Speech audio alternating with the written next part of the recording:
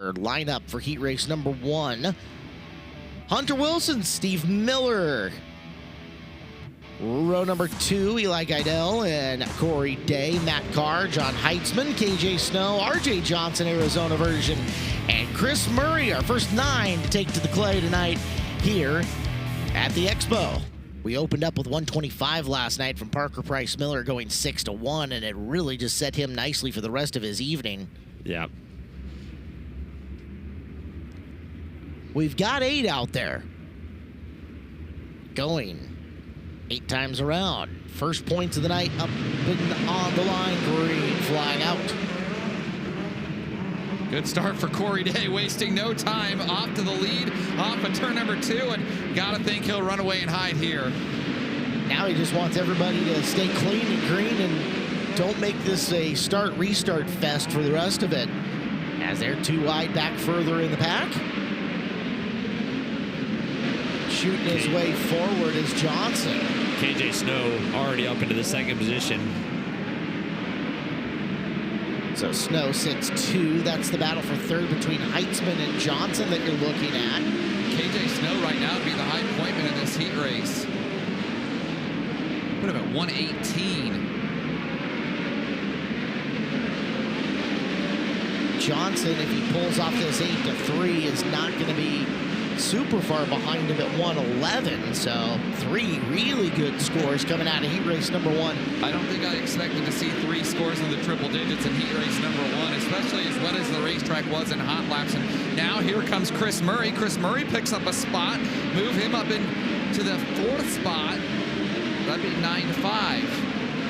Excuse me, 9-4. We only had 8 start. I think that missing car might have come out of the inside row because I don't see Matt Carr out Started there. 5th, Matt Carr. So that's going to slim your score on Snow.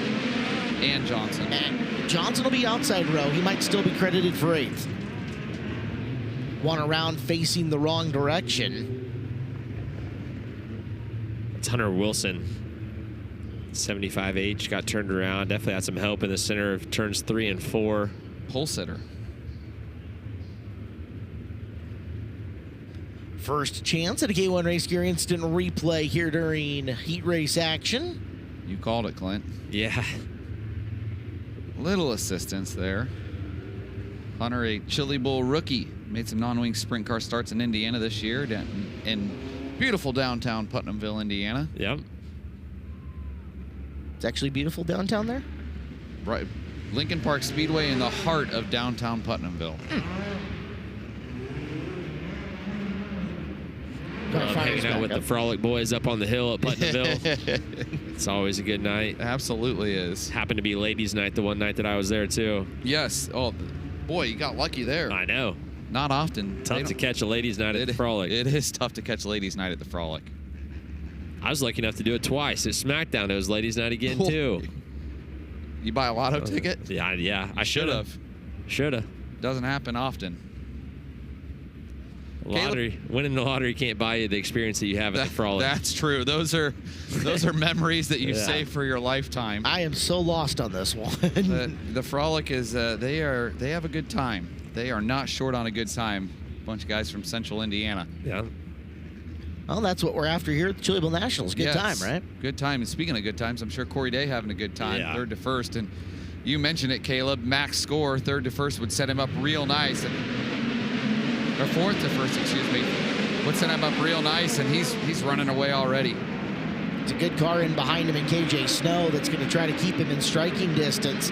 But we know how fast Corey Day is in that factory Kane ride. Kane family working on that one. Willie gets some headlines every once in a while, but he's very quick to share the praise with everybody as checkered flag is out. And Corey Day, the driver, did his job. 115 points starts us off for Corey Day. Big score for him. Heat race 2 has rolled its way down onto the raceway, but first we check in with Earl Hoon and a TJ Forged pit reports. Thank you, Caleb Hart. Yeah, Corey Day here. Corey, what a wild opening move there on the opening lap. Walk me through it. Yeah, I mean, to be honest with you, I didn't really know what those guys were going to do. the track's pretty narrow, so I was really hoping the guy on the outside front row would get a good start and get down and kind of leave me the lane, and he almost did that, and then I just got tight, and I was lucky enough to just be able to rotate and get under both of them. So yeah, good heat race. Feel like we made a lot of gains on our car there, so yeah, feel good.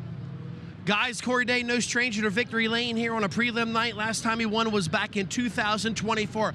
Also, something I want to keep you aware about, that we already have guys starting to yell at each other here at the top of the ramp. So we talked about the raw emotions and them starting to boil over. Tonight might be the night that some guys are starting to really get sick of each other. But no matter what, we already got guys starting to yell at each other at the end of these heat races. Earl, you got to stop yelling at them. That's not nice. Yeah. I don't know why you would do that. We talked to you earlier about being nicer. Steven Shabester and Alex Bright on the front row of this. Austin Hawkins, Chad Davis, row number 2. Isaiah Zoom Vasquez and Whit Gastineau in row number 3. Caleb Johnson, TJ Smith in row number 4. And Stuart Snyder sitting all by himself starting 9th. This feels like one where somebody could come out and establish something, Blake. If you're going to start in the back, 8th or 9th, you got to get to about 4th or 5th. Yeah, our cutoff to make the qualifier traditionally has been 73.5 on Wednesday nights. The invert for the qualifier is 92.9, I believe is what I said. So You got to get moving. yeah, we'll give you an idea where-ish that sits on the grid. Is Alex Bright getting bounced around on the start. Steven Shabester up and away. We'll stay green. Steven Shabester going to lead lap number 1 right, trying to track it back down. We got chaos in turn number 4, but things sort out and we stay green. Chad Davis, the rookie, up into 3rd. Davis taking advantage of the situation to move on through. It's TJ Smith in the 68 who is picking up some spots as he has gone from 8th to 4th. He is looking for 3rd and coming off the bottom of turn number 2. TJ Smith rips the tear off, has time enough to sign it as he flies on by into 3rd place. Chad Davis, 11 wins in the USRA modified at Creek County Speedway this year. Their track champion is a rookie and a midget, and running pretty strong out there, staying steady in that 4th spot. But TJ Smith up into the 3rd spot. He's the man on the move. Get a look once again at Caleb Johnson in the 5th position. A lot of ground to make up for him. He started 7 to 5. That is an 82-pointer. It's good enough to get you into the qualifier, but you're going to be outside the invert and still have to put a really good qualifying run together. If you're not finishing in at least 5th, we're probably not talking about you. Race for the lead here, Caleb Hart, as they come to the white flag. Alex Bright's right there. Steven Shabester has it. Bright to the back bumper. Leaving a little out there in turn number 2. One more big run for Bright down into the corner, but it comes up short, and Shabester hangs on for the 100-pointer. 93 points should put him right on that cut line of the invert. Oh, we got a big flip in turn number 4. 5A Austin Hawkins upside down in the Morton Excavating entry on the inside of turn number 4, coming to the checkered flag. Austin, a Chili Bowl rookie, made some non-wing sprint car starts in the state of Indiana this year, and boy, Clint, that looked big just out of the corner of my eye. Yeah, he was high through our front window, and we'll get a look at a K1 Race Car replay, and front wheels up, committed to the throttle, and we've seen that about 4 or 5 times now. Morton cars are having a rough run here. Chance Morton wrecked big yesterday as well. Out of the car and walking away. Good news there is the Eibach Springs flip count continues growing. It is up to 23 now.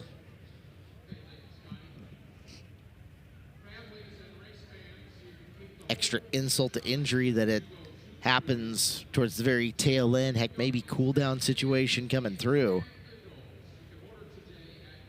With that, we'll go upstairs to Chris. Yeah, thank you, Clinton. Got Steven Shabester here, winner of heat race number 2. Steven, early on you kind of checked out there, and then, I don't know if you know it, Alex caught you there towards the end. Did you know he was there till that last corner, or were you pretty smooth sailing throughout? No, I seen his front end on that last corner there, and I was like, man, just hold on one more corner. But everything was good, a lot better than hot laps, but just try to keep it rolling through the night. Tell me about the racetrack. It seems like it's about a groove and a half wide, but you really want to be leaning on that berm forming in the middle of the corner. Yeah, it gives you a good something to lean on, you know. Hopefully it keeps up through the night. Seemed like Monday, Tuesday, Wednesday is kind of progressing out, getting a little slicker, a little faster, but we'll just see what it does. All right, good luck. Thanks, sir. There you go, winner of heat race number 2, guys, Steven Shibester. TJ Forged Pit Report from Chris Moore is here is our 3rd heat race. Alex Midkiff and Tom Harris making up the front row. Brody Wake and Jake Newman, the former Power Ride champ, in row number 2. Jake Swanson and Cap Henry make up a very good row 3. Cole Tinsley inside row number 4. Riley Kreisel had that big flip in hot laps. Let's see if they've got that put back together for the 19K. He is scheduled to go outside the 4th row here in our 3rd heat race. I know my buddy Ben Hissett is watching live on FloRacing over in England, rooting on Tom Harris. 11:15 p.m. local time over there. FloRacing After Dark. Yeah, for them, absolutely is. He'll be rooting on Tom in that Skegness Speedway 84 UK car. We looked up the weird street stock We watched it thing at Skagit this year. yeah, that they run around there. It's unique. It's different. entertaining. It is entertaining. He's got 6 Brisca F1 World Championships, and he's won the last 3 of them. 2x2. Midkiff with the Loyette throwback. Works down on the low side. He's got the early advantage over Harris with the Union Jack theme on his car, but we're going to have to try this again as one around Cap Henry. Yeah. What a year he had.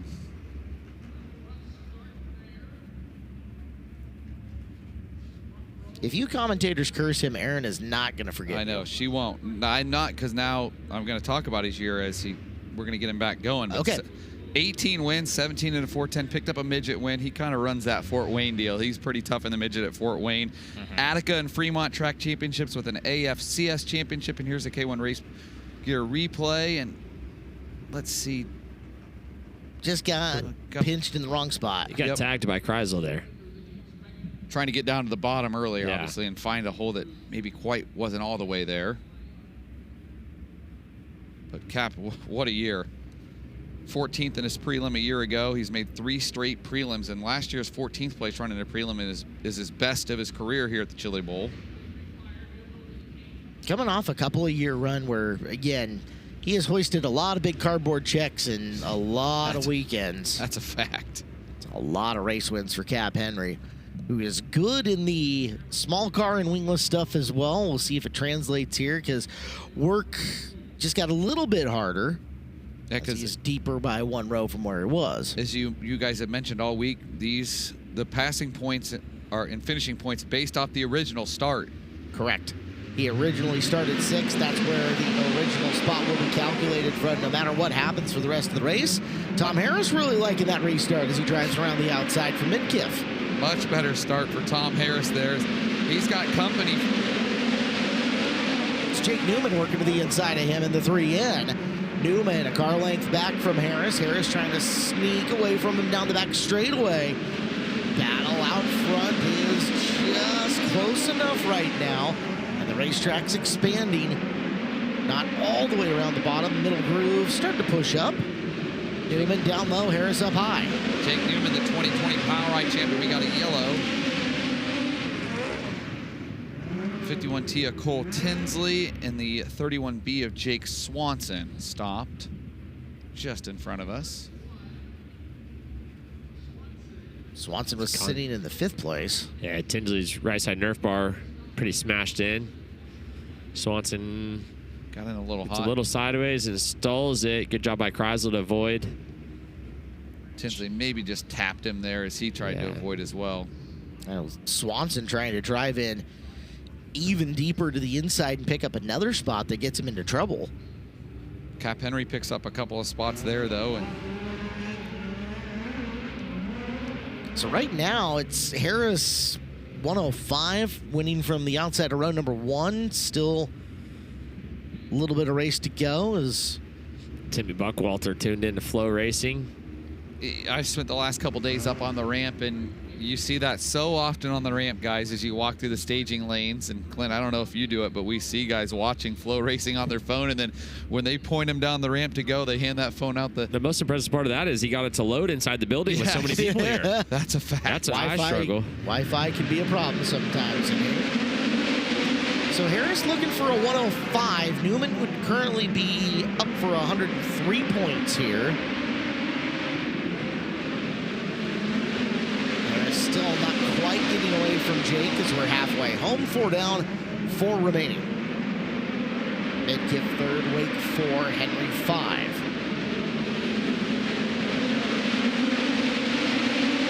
There's a line to the inside. Newman just can't quite stick it enough. And Harris has enough drive off the middle right now to keep him away from him. 2 to go.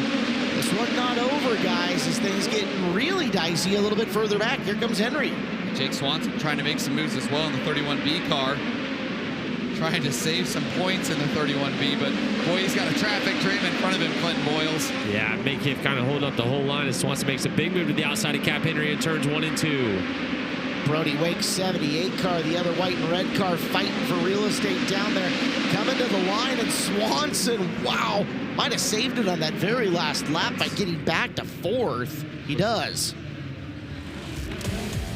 So Harris and Newman qualifier bound. Midkiff and Swanson should be in, but with work to do. And now it's Wake, Henry, Kreisel, and Tinsley with long rest of the race days coming up. Tom Harris' second career Chili Bowl heat race win for the driver coming over the pond from the UK.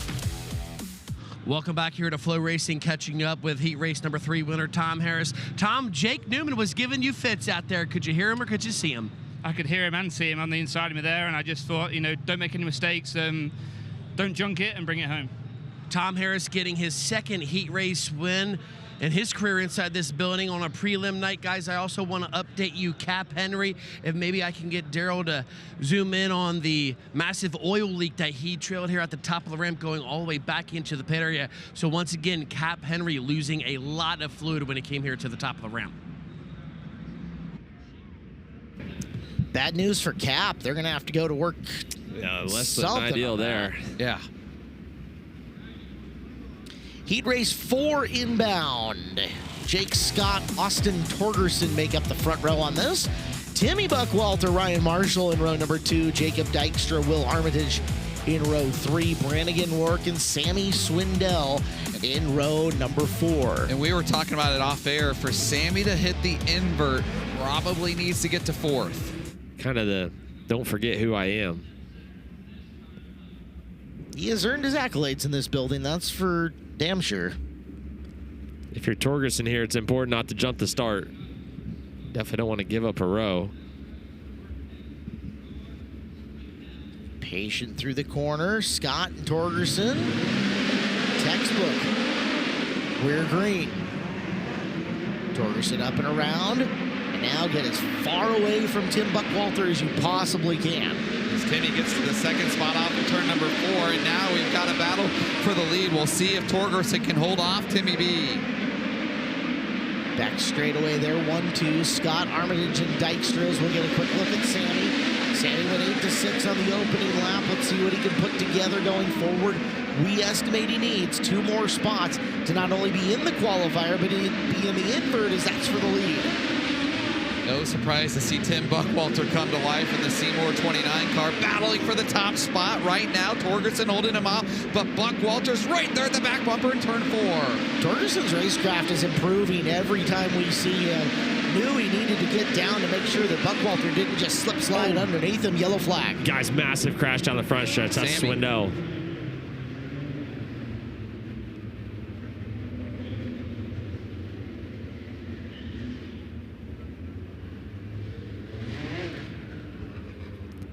I saw it out of the corner of my eye. Sammy had contact with the front stretch wall like we've seen a couple guys do over the course of these last few weeks, and good to see Sammy climbing up out of the race car. That was a massive tumble.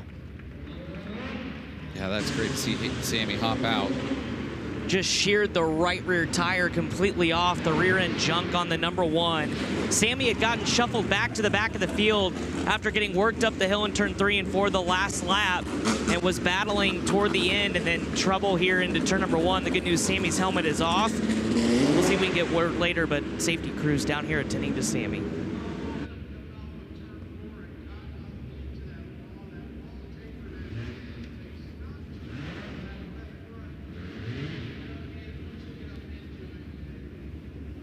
Good to see Sammy hopping out under his own power. Walks over to the side-by-side. Here is the K1 race gear instant replay.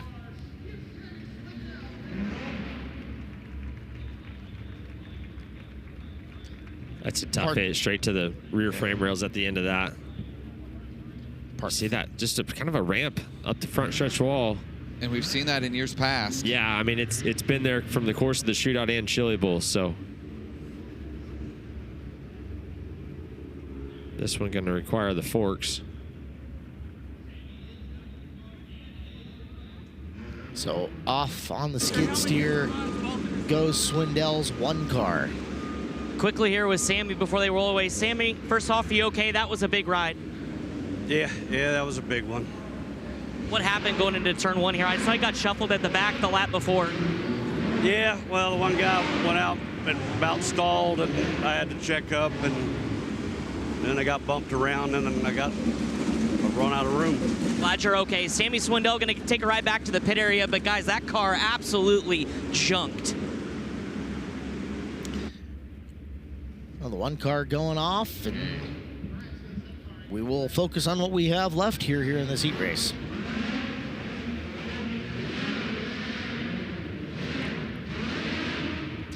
Torgerson will lead this when we come back to green, the 88A.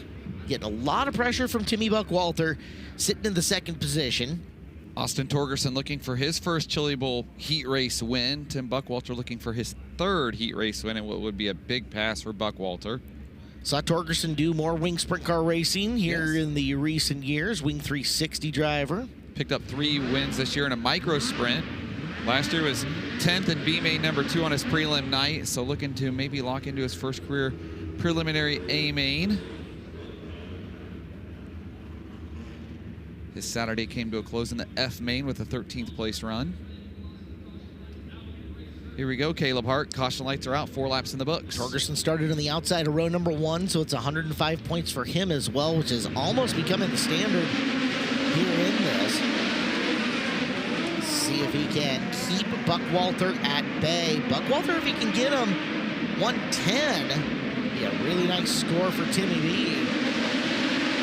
As is, he's 3-2, looking to the inside. He's trying to work him inside so that Torgerson really protects the bottom and maybe opens up the opportunity to drive around him in 3 and 4, but it's not the drive off turn 4 that Buckwalter needs. Front wheels are in the air and just can't steer that thing where he wants to go. On top of that, it's impressive. Torgerson not panicking. Some Even though he takes the shot to the shorts through corner number 4. Down to 1 to go. Buckwalter, has he got the rabbit in the hat? Gonna have to find it. Thought that might have been the opportunity to get the inside. And final time, 3 and 4 around the outside. Buckwalter thinks better of it. Austin Torgerson does a good job to hold him off. Played good defense there to hang on for his first career Chili Bowl heat race win and pick up 105 points, Caleb Hart. Austin Torgerson. Risk versus reward there for Buckwalter on that one. Smart veteran move. Buckwalter and Dykstra should have enough to make the invert of the qualifier. Armitage should be there as well. Marshall and Rourke plus more. And a potentially very long day for Sammy if it is fixable, depending on what happens. We have got Kevin Cook and Brandon Welty. Front row of this one, Mitchell Moles and Jason Tessier, Colby Stubblefield, Shelby Hinton, David Camfield Jr. and Kevin Thomas Jr. making up the all-junior back row in this one. 8 cars, 8 times around, and more points up for grabs. Let's check in with Chris Moore, a TJ Forge Pit Report. Yeah, thank you, Caleb Hart. I have the winner of heat number 4 here, Austin Torgerson. Austin, all kinds of pressure there after that yellow from Timmy Buckwalter. How hard was it to hit your marks knowing he was breathing down your neck? I mean, I knew that from the very beginning. I know he was going to be all close to me at the whole entire time, so all I had to do was hit my marks, and I can't thank Tanner, Brandon Lee, TJ, Brandon, Scott Ruschenberg, everyone else on the race car. Tell me, when you get a heat race like that, I imagine you know you need to find a little bit more speed in this race car. What kind of adjustments do you think you need to make? I think we just need to be a little bit better hitting the marks on the bottom. I think if I can do that, we'll be a lot better. All right, there you go, guys. Austin Torgerson just trying to get a little bit better rolling around the bottom side, but a good run for the 88A machine. Torgerson and Emerson Axum competing for Wednesday night's best hair. It's a thing. Yeah. A tough competition tonight. Yeah. Clinton, you're as tight with Mitchell Moles as just about anybody out there. You guys are good buds. Oh, yeah. How's he feeling coming into this Chili Bowl Nationals? Mitchell's peachy as always. He's happy to be here. I did not feel good on practice day, so I think big changes coming on the 19T, and we'll see. He definitely was a little bit better in hot laps, I felt like, but got a little work to do. Teammate RTJ last night left a little on the table as far as their finish went. See if they can gain some back here today as we're up and underway. We got one going way upstairs to the 4th groove in through 3 and 4. Everybody settles down somehow as there's Moles sitting in 2nd here on the opening lap. It's Kevin Thomas Jr., the white and black link number 14. He's going high side and handsome. Mitchell Moles with the big move on Brandon Welty for the lead in 3 and 4. Moles back to the high side of 1 and 2. Welty to follow. That's going to reel in KTJ on your 3rd place runner, Shelby Hinton. They're going to go side by side in 3 and 4. This heat race, a lot of solid competitors in and through it as Welty. Yeah, engine issues for Welty there. Just burning fuel out the header. So Welty, that's one of the Badger Legal engines that we talked about. Former series champion with them. 2016 champ. Had this year cut short due to injuries. He'll be his 30th year running with the Badgers next year, and this is his 25th Chili Bowl. He's a former C-Main winner on Saturday. So I remember Brandon Welty racing as long as I can think about midgets, and you see right there on the front stretch, the engine just expires, or at least has some sort of issue where all the fuel just pouring right out the headers. He's won an assortment of races on Saturday, Caleb. Okay. Couple of C's, 2005 and 2014, an E-Main in 2003, and a G-Main in 2011. Guys, Kevin Thomas Jr. rolling in the high side there, 4 above it. Heat race KT, as his wife says on social media all the time. He's always exciting in the heat races. Boy, another pass for him, Clinton, would be monster. Well, Blake, I'll tell you, we don't see KT go 4 above the cushion very often. He tends to be kind of smooth, nothing crazy kind of guy. That's got to tell you how good he feels in that linked chassis, 4 Kings Racing number 14. So right now he's 8-3 with 111 points in his pocket. Hinton 6-2 with 113, and Moles is 3-1 with 110. So we already got some big scorers here. Question is, do Hinton or KT get a spot ahead of them or 2 spots ahead of them to really affect this and change the top of the standings? It's a good restart by Moles to get a little bit of breathing room on Hinton as he goes through 1 and 2. KT follows underneath that cushion for now, underneath Hinton inside turn 3. Kevin Thomas Jr. is looking really good. Wheel the wheel off the corner. Hinton rides the ramp. There goes Kevin Thomas Jr.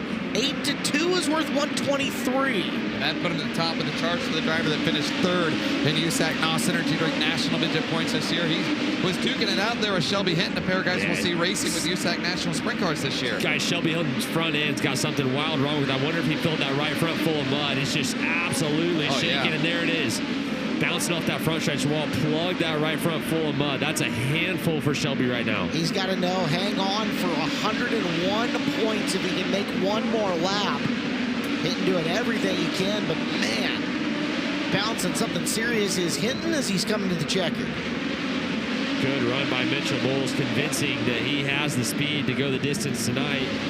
Great job by KTJ up into 2nd, Hinton 3rd, Stubblefield 4th, Canfield Jr. rounding out your top 5. Kevin Thomas Jr. now high point, unofficially at 1, 2, 3. 4th career Chili Bowl heat race win for the driver that finished 2nd USAC National Sprint Car points this year. Earl Hoon Jr., what's going on at the top of the ramp? Catching up here with Mitchell Moles. Mitchell Moles getting his 4th heat race win in his Chili Bowl career. That thing looks pretty good out there. Yeah, not bad. We were struggling real bad in practice, and these guys let me kind of talk them into doing some wild stuff, and hopefully it works. We got a long night to go, but obviously a heat race win helps you tremendously, and that's what we talk about with all the young kids growing up is just making that heat race count. Don't get in any crashes or anything, because you can work with it from the qualifier because you're automatically in a B main, but you get buried in the D, and not everybody's Jonathan Beeson that can run through the soup. So say hi to everybody at home, and thanks to Andy and Tammy and Eric from Stanton Engines, and everybody that helps out in this thing. It's been fun this week. Mitchell Moles, guys, winner of that heat race, looking good in the 19T. Guys, if you go to the Flow Sports social media right now, today's nominees 4, the best appearing car are now up. The $300 top award for best looking car is up on the FloRacing social media. I saw it. Yesterday's best appearing car, Drake Troutman, got his money today at the Wild West Shootout. Nice.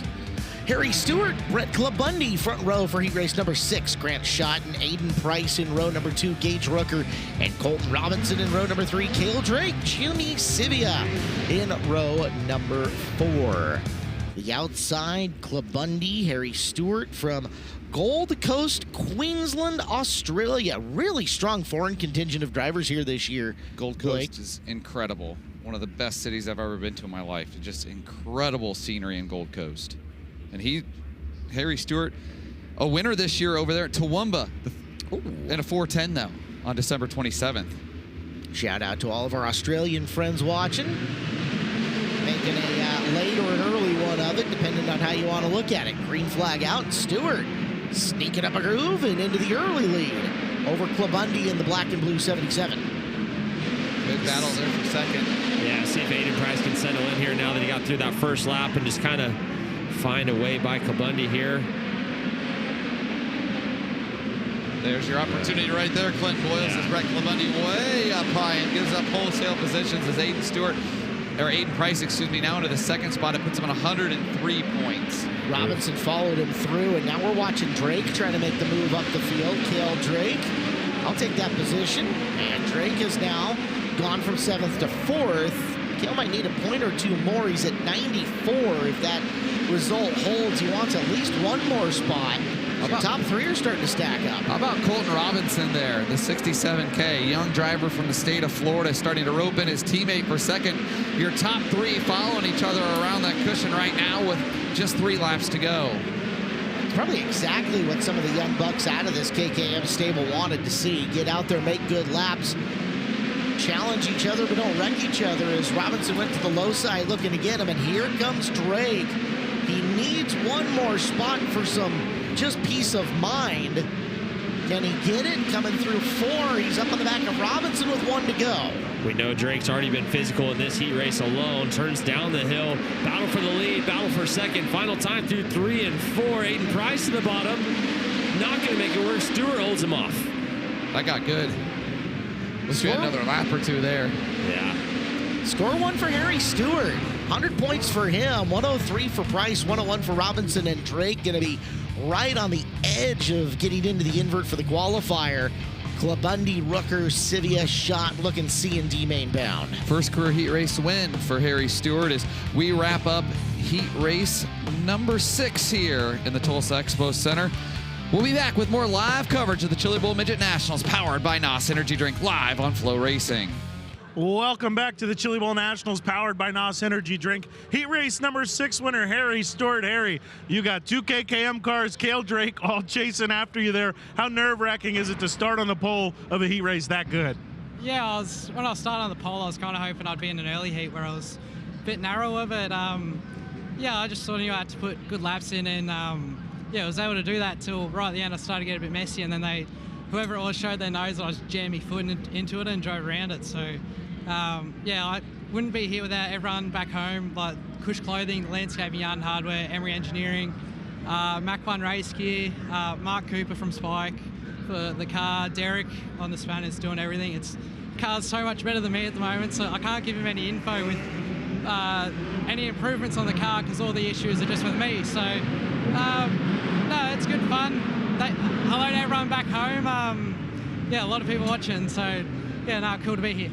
Keep doing it. Keep making them proud. Good job. Cheers. Harry Stewart gets a heat race win in heat number 6, guys, and learning this thing, figuring it out. And nice to see he's having a good time. Big old smile on his face as well. It's a long trip not to have a good time out here. Heat 7, Bradley Cox, Colby Copeland on row number 1. Cord Kistart in row number 2. To the outside of him, Reese Womack, Caleb Stelzik, Heath Nestrick, Sean Cleveland, and Timez starting 8th with in-car on Timez as we're up and running here in the heat race. Goodbye, Colby Copeland. Yeah, that's the start Colby Copeland needed. And careful. One turn around. So Stelzig's 45, that's out of the Herrera stable of cars. And the 80 of Nestrick are your 2 that you've got together off the bottom of corner 4. Stelzig had started 5th and was running 5th the last time around, and there's going to be another one stopped here in turns 3 and 4. And it was Timez riding the back straightaway ramp. Oh, boy. Comes down, and We got an onboard of that. Yeah. Good. Timez just dumps him, Yeah. I'll be honest with you. Here we go. and Oh. right. Well, you know, Say Timez maybe wasn't too happy, but we've seen discipline throughout the week. We'll see if there's any here. Caleb Stelzig, 6 wins this year in a non-wing 360 at Vado Raceway Park down in New Mexico. He finished 2nd in the non-wing 360 points. Heath Nestrick, he made some 410 sprint car starts this year in Texas and at Knoxville Raceway. Some high limit starts. Rare to see 410s in Texas, but it happened. Yeah, they've got a little bit high limits down there a couple times. You know, the Outlaws are down there a little bit. So now you've got the Powrite Elite Sprint Car Series, or the Powrite Elite Series and the Powrite 410 Series. So we're getting more 410 racing in Texas for sure. It's a stat that you like to keep track of, is how many places are running 410s on a weekly basis and how many individual drivers compete in 410 action. That number seems to continue to grow. Yeah, we've been kind of steady, but it seems to, we're getting a lot more variance, I feel like, which is good. And Thomas Meserol, he's a guy, he ran a wing sprint car a little bit this year in a 360 at Knoxville Raceway. Diversifying his portfolio. He is. Yeah. Well, Colby Copeland absolutely shot out of a cannon there in the NOS Energy Drink sponsored car. NOS Energy fueling our broadcast, powering the Chili Bowl Nationals. NOS Energy, where boundaries are merely suggestions. Fuel up, fire up, never look back. NOS Energy Drink, human horsepower. Try one today. I am drinking down a NOS Zero Sugar here in the booth. You follow him on social media at NOS Energy Drink. Caleb Hart, fueled by NOS. Fueled by NOS. Reese Womack in the work area over in turn number 3. Car died under yellow. Womack, a Chili Bowl rookie, made some 305 starts around Mississippi in the past handful of years. Looks like he's going up the ramp. You know, one thing about Colby Copeland that kind of surprised me as I was doing my notes, I didn't realize he's got 6 Saturday night A-main starts. Wow. Yeah, Colby always impressive. He's been sneaky good here. Yeah. He's got a great team, too. He does. So, again, points for our grid from the original drop of the green flag. That means Timez is currently sitting inside row number 3, but he is credited for starting 8th. So this is all free money, house money for him right now. Let's see how much further he can get. Be really interested to see how quick, if he can get to 2nd, if Copeland's even in the same area code. And watch those two get to action as, once again, bye-bye Colby.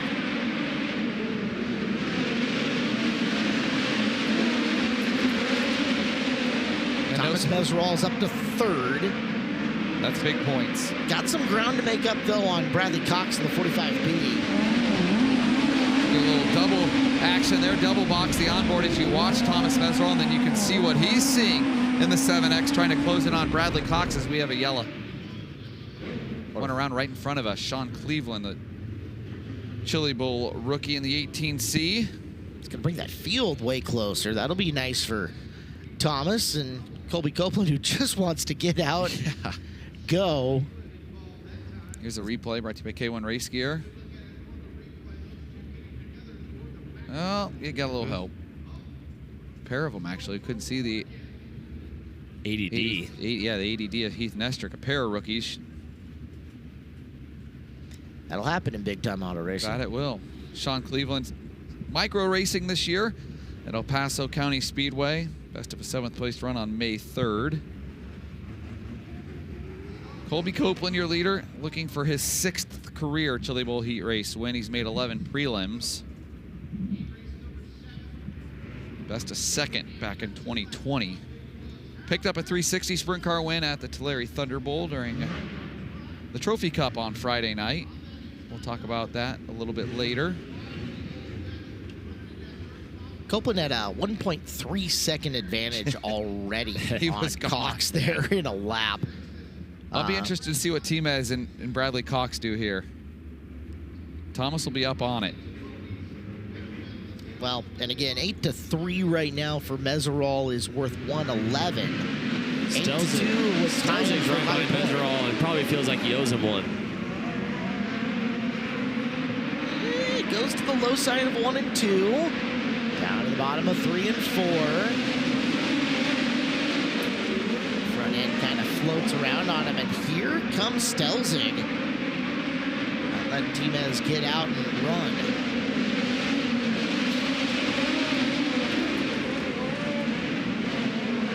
Everybody now spaced about evenly apart here of the 4 cars left. In car from Timez. Thomas Meserol, you can see the wheel work as he gets into the corner.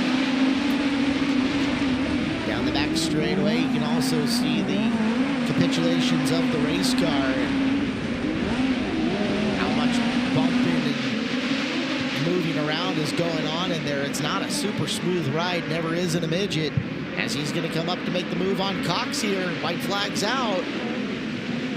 Sharp slide across the nose to the line. Bradley Cox, did he keep his foot in it long enough to get it back? Answer, yes, sir. Dead even tied. Tied Caleb Hart. Wow. No. Oh, no. No. Hang on, Sean Cleveland. Hold on. Hang on. Well, Colby Copeland gets an uneventful win till after the checkered. And then almost has somebody pogo sticking off his right rear. Hey. What in the... Here we go. This was a dead even tie. 1.476 seconds behind. I mean, Bradley Cox on the hammer. Here's from the in-car. Timez big bomb. Oh, man. Wow. You make the call. Yeah. And the officials will. Oh, boy. Oh, boy.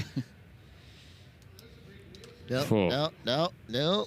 Colby's like, just get me away from this. I do not want to be in this situation at all right now. No, I won the heat race. I did my job. Yeah. Stop that.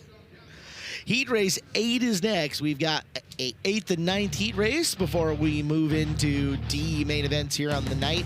Cade Cowles, see if Steve Buckwalter got repairs made to the 25B. Jeffrey Newell and Emerson Axum in row number 2. Danny Wood, the Flying Fossil, and Gunnar Pike in row 3. Robert Bell and Kevin Battefield in row number 4. Yeah, things are getting crazy up here at the top of the ramp here with Colby Copeland. Congratulations on that heat race win, but after the checkers, things got a little wild out there. Yeah, I think that guy was still racing to the checkered, so I kind of lapped him there after I took my checkered, but, you know, he's still out there giving a full effort for his team and probably didn't think I was going to check up, so that was probably my fault, but my race was done, so I was slowing down, but I think he was still finishing his. Is tonight the night you're able to make your 12th Prelim A main event? Man, I hope so. I got a lot of support with NOS Energy Drink and Vericchio Motorsports, and Steve and Nancy have been a big support this weekend, and of course this MWR team has brought incredible equipment. So all the cards are there. I just got to play them right, and see what happens here in the qualifier. Colby Copeland, guys, getting his 6th heat race win in his Chili Bowl career. Colby Copeland, the promoter down at Silver Dollar Speedway in Chico, California. Home of the Gold Cup race. Home of the Gold Cup. We'll talk about that race. We will. Later on tonight. There's a look at... Guys, Robert had an eventful start to his night. He was checking the oil in his oil tank and dropped the screwdriver right down the top of the tank. And it was wedged in there. So what they ended up doing is heating up the end of another screwdriver so that they could poke it down in there into the top of the one inside the tank, melt that plastic, wait for it to cool off and dry, and be able to pull it up out of the oil tank. That is some Colfax craftsmanship at its finest. Yeah, I'm not sure if it was Robert that thought that one up, but that's very Colfax-like. Yeah, I grew up 10 minutes from where Robert's from. Can we get a brother a dipstick? I mean. Robert came up to the drawing and wanted a low number because he said he just doesn't have the power to come from the back, but he felt like if he started up front, he could hang on, and they're up front racing hard for second right there. Well, lap 1, Steve Buckwalter got her all fixed up. We're going to watch and see if Emerson Axum can run him down, and our shootout superstar Jeffrey Newell sitting in the 3rd spot already. This is racing from 6th, 7th, 8th on back. Cade Cowles, the 70. Danny Wood making the move forward. How about that for Danny Wood? 42K also taking the spot away from Cowles. Buckwalter got her dialed up, Caleb Hart. He's leading the way at halfway with 4 down and 40 go, but Emerson Axum's tracking him down. Here comes Emerson, right to the back bumper. Buckwalter powers away, but Axum's trying to rope him back in. Remember how good Buckwalter was with a bent-up race car a little ways back here in Chili Bowl action, and I don't know if that car is all completely right yet, Clinton. Yeah, I just hear someone's engine sounding sour as Emerson Axum makes a move inside of turn 3. Axum going to come around and be the leader with 2 to go. Axum gets that spot, and zoom away goes Emerson Axum. Axum preliminary night winner last year, right rear up into the cushion, takes the white flag, 1 to go. Axum for the final time, turn 1s and 2, and yeah, Blake, you hear the sour engine. I believe it's Jeffrey Newell back in third. Got to hang on for one more lap. Emerson Axum bring home the heat race win. Heat race number 8. Axum wins. That's 115 for him, and as of right now, tied with Corey Day. Not top point scorer, but a very good run. Buckwalter at 93 might just barely get into the invert of the qualifier. Emerson Axum, preliminary night winner a year ago. Caleb Hart also picked up an All-Star Circuit of Champions win at Eldora Speedway during Ohio Sprint Speed Week. You can watch every All-Stars race live on FloRacing. Original Wednesday lineups came out, or your days, and you kind of started circling 4 guys, right? Timms was on this day. He moved off of it. Day, Axum. There was a lot of moving and shaking across a lot of these prelim nights. A lot of them. And the guy coming up here in heat race number 9 as well was your 4th that people were kind of went, okay. And a lot of pools, a lot of choices are going to go one way or the other depending on which of those top young guys you ended up picking and going with. As you've got Richie Bursick and Johnny Brown Jr., Tyler Robbins, Kermit Burnham Jr., Jordan Hermansader, Casey Fredrickson, Dason Pursley inside row number 4, and Jace Sparks. You heard Chase Rodman say it in the Chili's Grill and Bar pre-race show. Jordan Hermansader, the 1994 Turkey Night Grand Prix winner. He hasn't raced a lot since 2009. Between now and 2009, I found 7 CRA starts. Chris Moore, you're at the top of the ramp. Who you got? Yeah, thank you, Blake. Got Emerson Axum here. Emerson, the last few years you've been here with KKM. What's the difference here working with Kevin Swindell? There's quite a bit of difference in the car, but attitude-wise, Keith and Kevin are pretty similar. You know, they're all business and really composed and both good guys to have in your corner. So when Keith told me he wasn't coming back working on a race car and Kevin messaged me, it was the best thing that's happened. So yeah, I'm really excited. Our car's really good. I got some ideas to work on it. I think we can be better. But, yeah, it's really nice to have a car that, like, I hear Logan talk about it in all of his interviews, that he can be really patient because his car is really good. And I know what he's talking about because this thing's really nice to drive and real maneuverable. So I just want to thank the Harveys and Kevin and Mount Mechanical, Tony Driver Development, Nathan Tony, everyone that's on this thing and lets me do this. It's a blast. A lot of the talk past couple of days has been about Dason Pursley. He's kind of the favorite tonight. You're the defending winner of this race, though. Any fire in you to prove that this is still your night? Yeah, I think it's just the high limit pre-race shows guys showing the high limit guys some love. So maybe we could get an outlaw official up there to give me some love. All right, there you go, guys. Emerson trying to show Wednesday night, still his night. Is that Emerson announcing he's going full-time on the Outlaw Tour? That's exactly what I was going to say. Yeah. Breaking news. Hey, Jordan Hermansader, thank you, Dean Mills, for this little nugget. Still involved in racing, though, on a regular basis. You know what he does for a living? Let's hear it. TRD in Long Beach, building NASCAR motors. Yeah, I'd say that's still some involvement. I think so. Really nice guy. Met him at the draw. Talked to him for a quick minute. Well, let's see if he's got any Chili Bowl rust here. I guarantee Dean Mills has a lot of Jordan Hermansader videos in the MVP library. I can't wait to break into that vault someday. Someday. Some gold in there. Final heat race of the night, guys. Your high point man so far, Kevin Thomas Jr. at 123. Pursley can't eclipse that. Let's see if he can make his way through. And, hey, going 7-4 on lap number 1 helps. Maybe 7-3 if he sticks the bottom. Off the corner, he's going wheel to wheel and side by side with the there he goes 32X of Hermansader. picks up the 3rd spot, now looking for more. Johnny Brown Jr.'s got a little company because here comes Dason Pursley off the bottom, but Johnny Brown Jr. hangs on. Pursley finessing the bottom side of 1 and 2, looking to the inside to Johnny Brown Jr. They're going to be side by side down the backstretch. Big move by Pursley.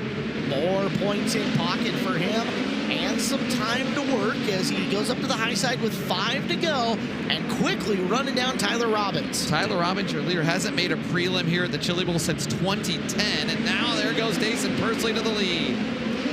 Guys, that is 130 points staring Dason in the face if he just brings it home in 3.5 more laps. He's on cruise control right now, Clint. Yeah, he's got a little bit of that Tulsa luck in his pocket right now, no doubt about it. And Dason Pursley going to set down a few qualifying laps here. He's going to round out this final heat race number 9, coming around at 2 to go. Pursley, smooth, easy, relaxed, stressless laps out in front of this field, in front of Robbins, Brown, Hermansader, Sparks, Fredrickson, Bursick, and Burnham Jr. Guys, you're looking at your high point going into qualifiers. He'll start 6th in Q1. If you pick Dason Pursley, you're happy right now. He wins the final heat race. Dason Pursley in good shape to pick up a $500 bonus from the Race for the Million folks.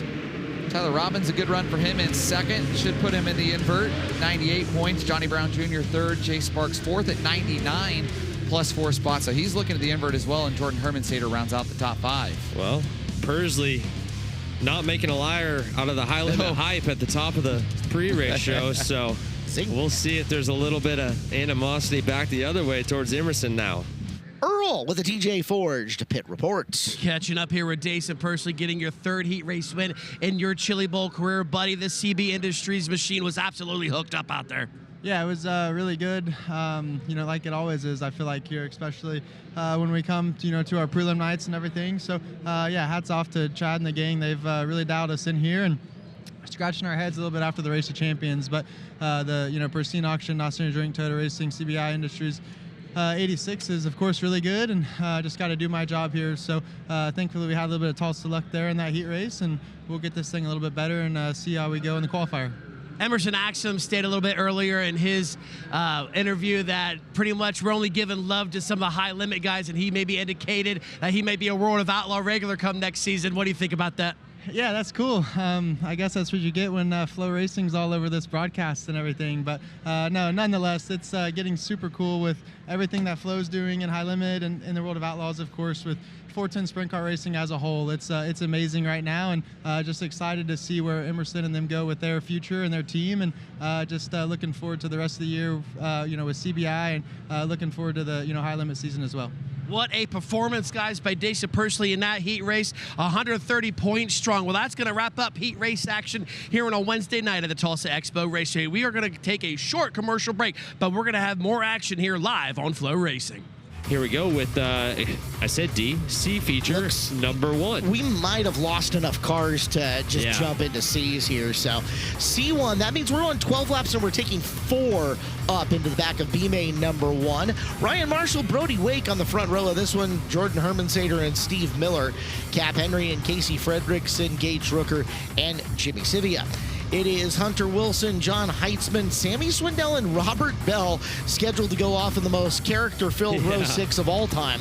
Cade Cowles, Reese Womack, Eli Goodell, and Grant Schutt with Gastineau scheduled to go 17th off in this very large C feature numero uno. Yeah, big C feature, and I don't see the one car of Sammy Swindell out there right now, and that's going to be great news for Robert Bell. He's going to be able to go back to Colfax, Iowa, and tell everyone that he beat Sammy Swindell on the prelim night at the Chili Bowl Nationals.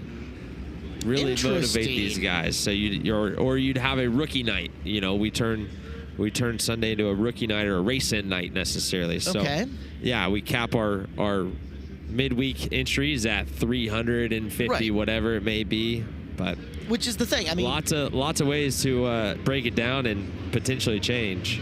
Green flag out here on C main number 1. 12 laps, 4 cars moving up and forward. As D's are off the card, we're into large C's is what we're doing here.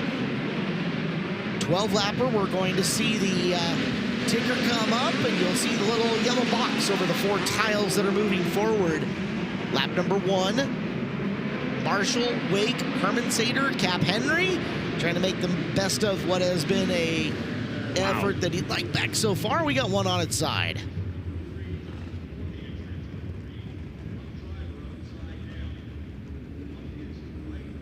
I believe that's Steve Miller's 80M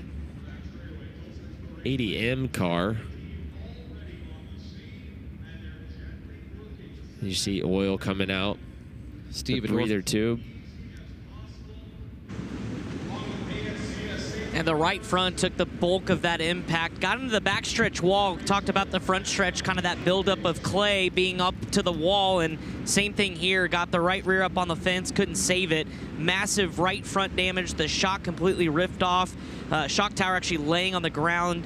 And the steering wheel is off. Steve Miller being talked to as he unbuckles the helmet. But they're going to get the hook here.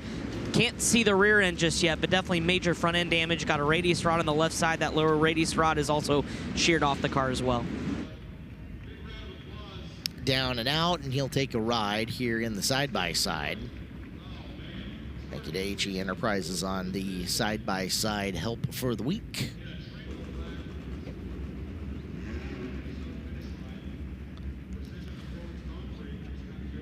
Well, C-Main number 1 off to a troubled start. We do have 1 lap complete, 11 lap to go. And it's going to be Ryan Marshall bringing us back to green in the 7RM. And here we go. Marshall down to the inside of turns 1 and 2. That's Brody Wake to his outside, trying to find a battle. And Cap Henry surges into the 3rd spot. Cap Henry finding some life on the bottom of the raceways. You've got a good race for the lead. Brody Wake going to try to go around the outside for the top spot in turn 2. Wake's got momentum. Slingshot around the top and into turn number 3. Give the spot to Wake. Wake leads lap number 3 and going to try and run and hide away from Ryan Marshall and Cap Henry. Top 4 are moving on out of this C-Main. Boy, Wake really adding some distance between himself and Marshall quickly as Henry looking all over past him now. You don't got to get by him later, but can't get through him at the apex of the corner of 1 and 2. Back after him in 3. There goes Cap around the high side, but Brody Wake has really run away. Caleb Hart, look at the advantage. Wake has nearly a straightaway. 1 point for this transfer spot's been insane over the last lap and a half. Absolutely been running side by side, and Casey Fredrickson came and stole it from Jordan Herman Sater. There it is, shot to the shorts, getting back into the corner. Herman Sater up high. That's 1 spot out. That's Rucker making his way past Herman Sater. He's got to try and run down Fredrickson for the final transfer spot. Rooker's using the cushion through 1 and 2, and he's got a large head of steam down the back straightaway. Fredrickson might be in trouble for the final transfer. Time running out, though. Gage Rucker, the 2024 M-Main winner, trying to stay alive. Last year finished 13th in the B-Main. He's trying to advance to a B. He'll shoot around Casey Fredrickson, the pride of Arthur, Iowa, to take the final transfer. It's a nice move by Rooker to get there. He may not be done. He's closing up on 3rd in a hurry. Back to the inside goes Fredrickson in 1 and 2, denied through the corner. He got in hot to turn number 1 there, Clint. Yeah, both these guys closing in on Marshall for 3rd place. So this battle for the transfer is not over yet with 2 laps to go. Swinging up and through down the back straightaway, and Rooker getting himself out of trouble, no longer on the bubble as we come to 1 to go, but the yellow lights are going to come on, and we're going to go restart style to determine this. Yellow for the 91J of Jimmy Sivia, who does a lot of racing in the state of Wisconsin. Wingless, Wisconsin wingless 410 and midget starts in 2025. 5th in a non-wing crate at Wilmot on July 1st, which those non-wing Wisconsin wingless series growing. Here's a replay brought to you by K1 Race Gear, and I just got a little hot loop. Looks like he looped her around there.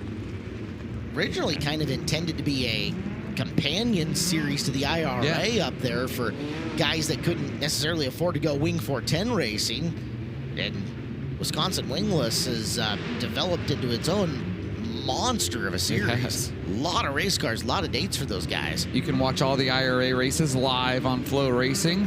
Our good friend Lauren Kelly on the call. Lauren's in the pit area all week long. I've talked to him a little bit. Box 3 Media covering a lot of the Wisconsin guys here. We'll have the IRA Rookie of the Year last year, Logan Julian, coming up later this week. Shout out to Box 3. Lauren's doing good work with that. He does. That's nice to see him grow his own brand within there and give some of those guys a little bit of publicity, because Wisconsin pumping out some talent that's going mainstream National Touring Series racing. Yeah, big wheel going outlaw racing. And with the All-Stars, we always enjoyed and loved our races with the IRA. There's so much fun going racing up there. Yeah, and I got to say the same thing about our World of Outlaw races up there this past season that I was a part of. They're great races, great racetracks, beautiful facilities. And you guys went to Plymouth, and Plymouth is one of my favorite racetracks in the country. That place is so much fun. You can see why a guy like Billy Baylog came out of that series and really acclimated to touring with the Outlaws so quickly and was so competitive. Yeah, Bill is one of the good ones in this sport. He ran with us, Clint, with the All-Stars for a couple years.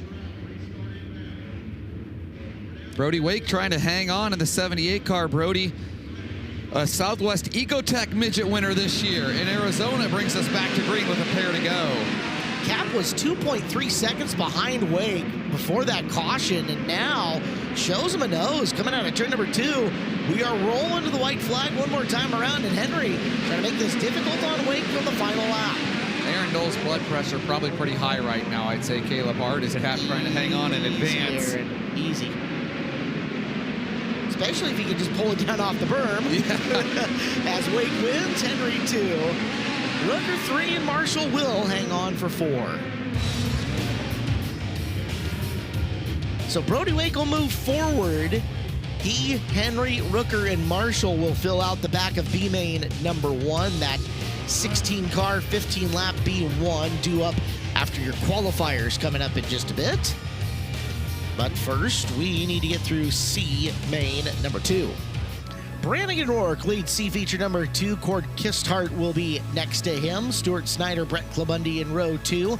Heath Nestrick and Isaiah Zoom Vasquez in row number 3. Riley Kreisel, Sean Cleveland in row 4. Kevin Cook and Jason Tessier in row number 5. Cole Tinsley and Jake Scott, row number 6. Richie Bursick, Kermit Burnham Jr., Austin Hawkins, Brandon Welty, and Matt Carr making up the rest of the lineup. Turns out Welty had a throttle cable come apart. That's what got him. Broken throttle cable on him. He is all set for the C main, so he will be back out there.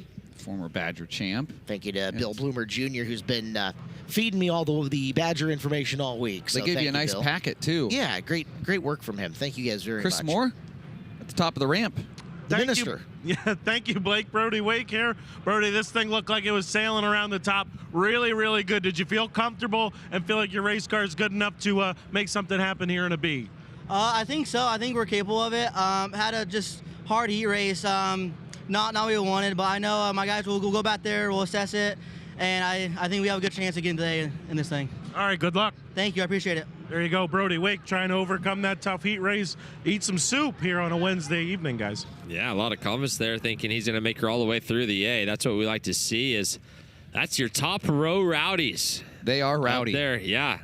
So many different guys won in that car and won outlaw races in that car. Roger Crockett's outlaw win in the 82 up at I-94 at Fergus Falls. I believe it was. Yeah, that was incredible. Missing a wheel.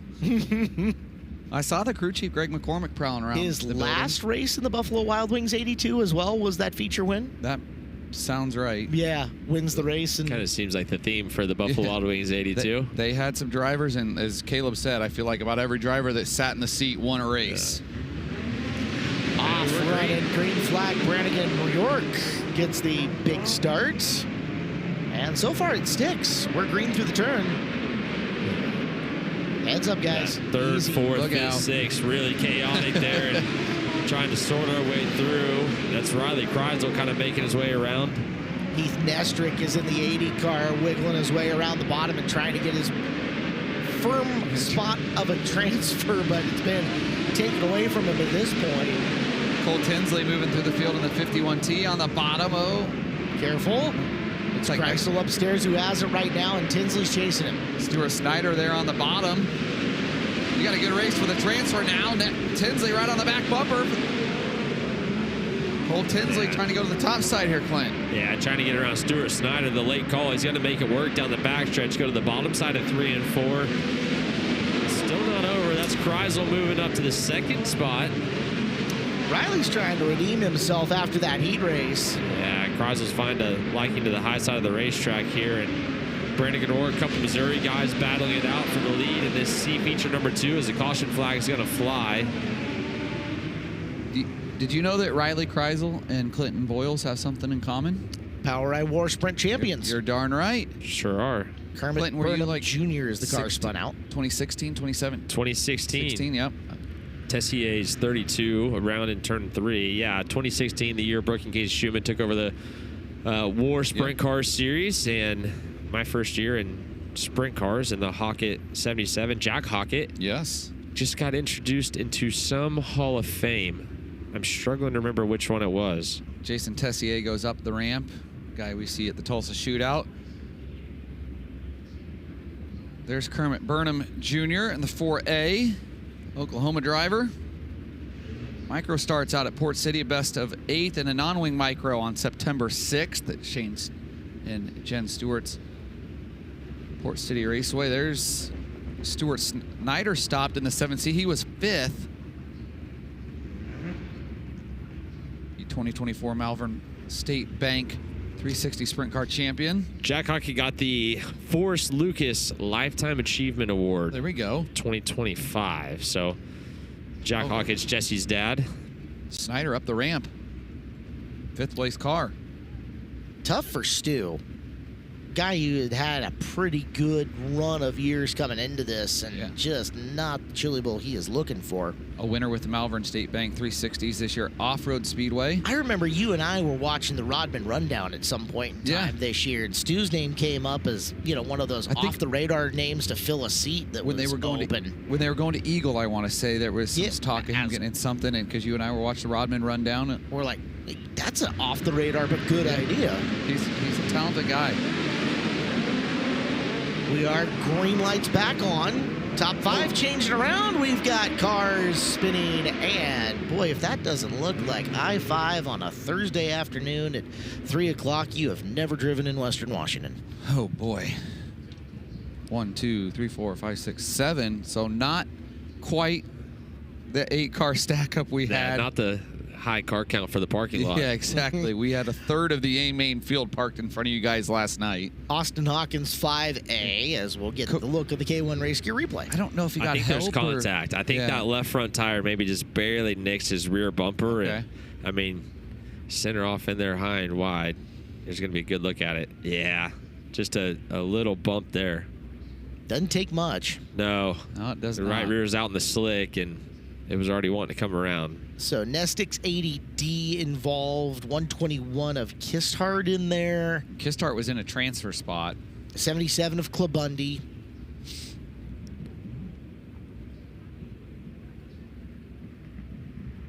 $29R of Bursick. Should move Welty into the final transfer spot, I believe. Yeah, that it should. I mean, when you can avoid getting caught in a 7-car mess, you're definitely picking up some position gain, right? Yeah, that's healthy. I mean, that'll put Welty up plus 12 on this race alone. Wow. Still see flames coming out the header. I was just going to say, this may be one of the tamest 7-car pileups I've ever seen. No damage to anybody. They're just going to get fired back off. There we go, Chris. Thank you. Yeah, just challenge them to do better, I guess. That's really going to get them fired up. It's one of my former boss's favorite sayings. And I've heard it enough. Which one's that? Greg. Do better. Do better. Yep. Greg's got the Kraken playing a little better right now. Greg's through sheer force of will. Yes. We can be proud of their sports teams again. It's great. Yeah. Race leader here in this one, Riley Kreisel, having a drive after the heat race wreck and tearing some race car parts up. Brannigan Rourke sitting in position number 2. And then from there, Cole Tinsley's 51 and Brandon Welty in the 3-car. Welty started darn near last. It was officially gridded for 16th here in this C main, and he is up 4th. And we have over half the race to go. Let's try one more time, Caleb Hart. Riley Kreisel bringing us back to green. 7 laps to go. C feature number 2. Top 4 transfer. Settle that front end down, Riley, as he comes back to green. Welty's going to sneak underneath Tinsley for 3rd. Tinsley got up into the fluffy stuff and might have hurt himself even worse, but makes the comeback through 3 and 4 and holds that transfer. These guys got to be careful. They're both in the transfer, but they're fighting hard right now for 3rd or 4th. Neither one wants to be on the bubble. Well, and it's Burnham Jr., who was just a part of one of those, who's sniffing opportunity here, thinking, yeah, come on, guys, race harder. It'll be fun. A 7-car pilot will do that for you, right? Sure, Kernet would be happy to take advantage of it.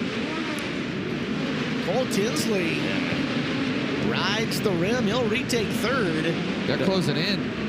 Yeah, Brandon O'Rourke struggling on the high side of the cushion there. Car seems really right rear tight.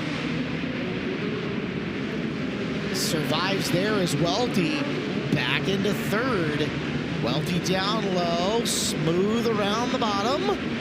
Showed the nose, couldn't complete the pass as Rourke now getting back down. He'll take a shot to the tail tank, or at least the Nerf bar protecting it. So we're down to 2 to go. And now Tinsley getting to drive up and around the outside. Cole Tinsley was happy to see Brannigan Rourke roll down to the bottom of the racetrack to open up that high side as Riley Kreisel is just out for a casual Sunday drive right now. A 5.8-second lead. Lapping cars in the seat. Checkered flag. And then 2nd, 3rd, and 4th, Tinsley, Rourke, and Welty. 5.67-second win there, Caleb Hart. 10 seconds from winner to 5th. And they're running 13-second laps. That was something. Let's check in. Earl Hoon has got a TJ Forged pit report. Thank you, Caleb Hart. Yeah, winner of C Feature 2, Riley Kreisel. Dude, this thing is hooked up. You won that C Feature by over 5 seconds, man. How much work are you going to have to put in this car to make it through the B main? Probably still a lot yet. You know, the hot laps deal just kind of buried us with some broken parts and some stuff we had to still fix. So we just got to keep trucking here and see if we can pass a lot of race cars and put ourselves in a spot that we don't have to wake up at 8 a.m. on Saturday. So we'll still go back to work. It's okay. It's still a little uncomfortable, but really fast. So we'll just tweak on it a little bit and see what we got. Riley Kreisel is going to be a guy to watch for at the end of the B main, guys. By the way, the last time he was able to make a prelim feature was back in 2022, where he was able to get a 13th place finish. Well, folks, that's going to wrap up our first set of consolation events here on a Wednesday night at the Tulsa Expo Raceway. We're going to take a short commercial break, but when we return, we're going to have the very exciting qualifiers coming up here on FloRacing. And here is qualifier number 1 for the Chili Bowl Nationals Wednesday nights. Chris Murray and Steven Sylvester make up row number 1. It's Jake Newman and KJ Snow in row number 2. Arizona's RJ Johnson, Kevin Thomas Jr., high point man coming into qualifiers. He'll start outside row number 3. Steve Buckwalter and Gunnar Pike in row number 4. Colby Stubblefield and David Camfield Jr. are in row number 5. 10-car qualifier number 1, guys. Yeah. We're about to get rowdy. The energy's going to turn up inside this building. Everyone's found their seats. Qualifier time. 224 has been your traditional front row poll number for Wednesday nights. Thank you, Wikipedia. Settling in, coming through 3 and off of 4, Murray and Sylvester were green. Sylvester, who went out and took an early heat race win as well. He was in heat race number 2, trying to chase down Murray. Murray squares the corner off, and it's Jake Newman making moves up to 2nd here in the early, going in the 3N. Everyone's still trying to find their place in line here on the Expo, see where their car feels good, and just kind of darting back and forth. KTJ struggling to find his way through the field right now. KTJ pretty solid on points there, Caleb Hart. If he can just pick up a spot or 2, he should be sitting really good in that 14 car. He just picked up a spot down the backstretch now, going after Sylvester. And part of what threw us into chaos last night was your high point guys not doing anything. Kevin Thomas Jr. looking to change that narrative tonight. He is under Sylvester for a spot. So move Kevin Thomas Jr. 6-3. That's a good scoring run, and he's got 2 lined up. He's not done yet. He's being really patient right now because he knows his car is good enough to drive by these guys. I think he doesn't have to do anything crazy. So KTJ 6-3, but I don't think he's done with coming around to 5 laps to go. He is stalking Jake Newman, and Newman looking for opportunity to get by Murray, and if Kevin Thomas Jr. sees it, he'd be happy to go 6-1. So we're down to 4 to go. He'll sling it up and around the outside. Kevin Thomas Jr. looking to lock in High Point. Down the back straightaway, he's got the nose on Murray. There he goes, KTJ to the lead with 3 to go. What a run by Kevin Thomas Jr. Clinton, you mentioned he was so patient in getting there. I don't feel like he really forced anything to get to that top spot. Yeah, I've never seen KT this confident before. When you have all that confidence, you can afford to be patient because you know you're going to find the moves at the right times. The battle's still on for this 3rd place position between Jake Newman and Seth Shabester. Steven Shabester, sorry.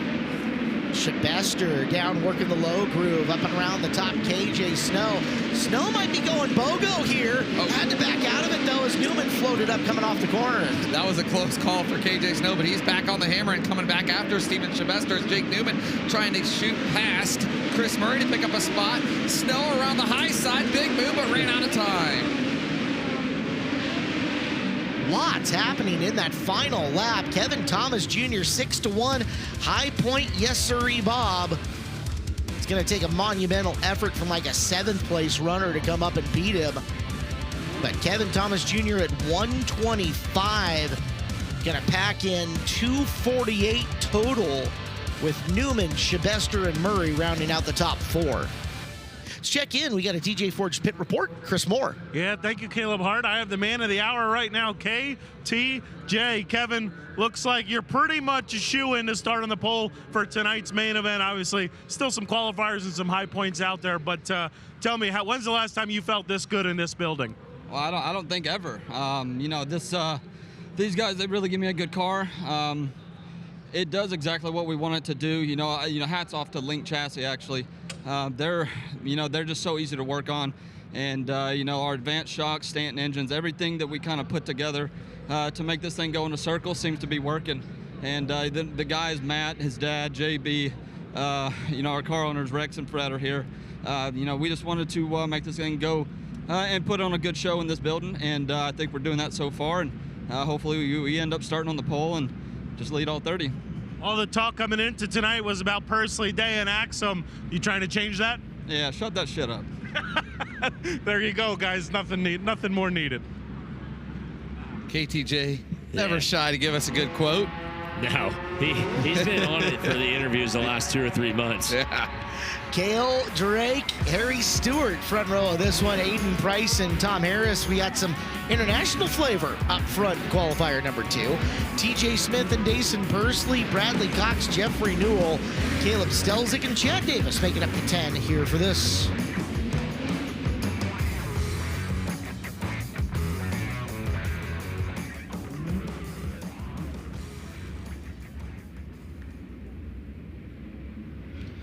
Cale Drake really needs all 100 points of this one to set himself up as good as possible, and he's going to have some hungry dogs behind him.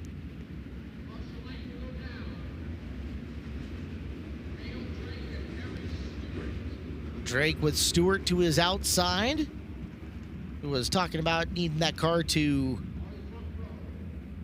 just be a little bit stronger. Behind him, sitting Aiden Price and Tom Harris. According to the print lineup, that's Sir Tom Harris, by the way. Yes, it is. Lonnie Wheatley with the Sir Tom Harris. Knighted. Love it.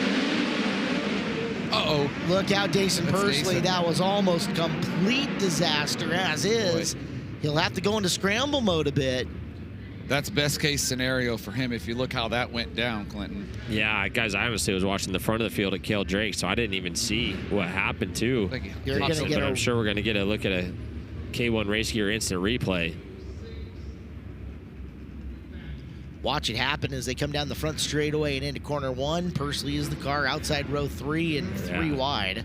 Oh yeah, I tried to shoot the gap and over the left front of Tom Harris.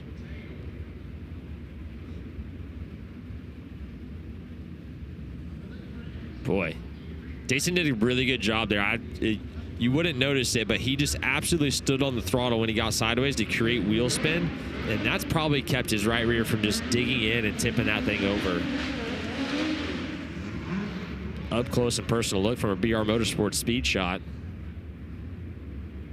And so now double file Pursley back to 10th to start this one. He's going to be credited for starting 6th here on the grid, but he is physically coming from 10th, and we're going to watch him trying to poke his way forward.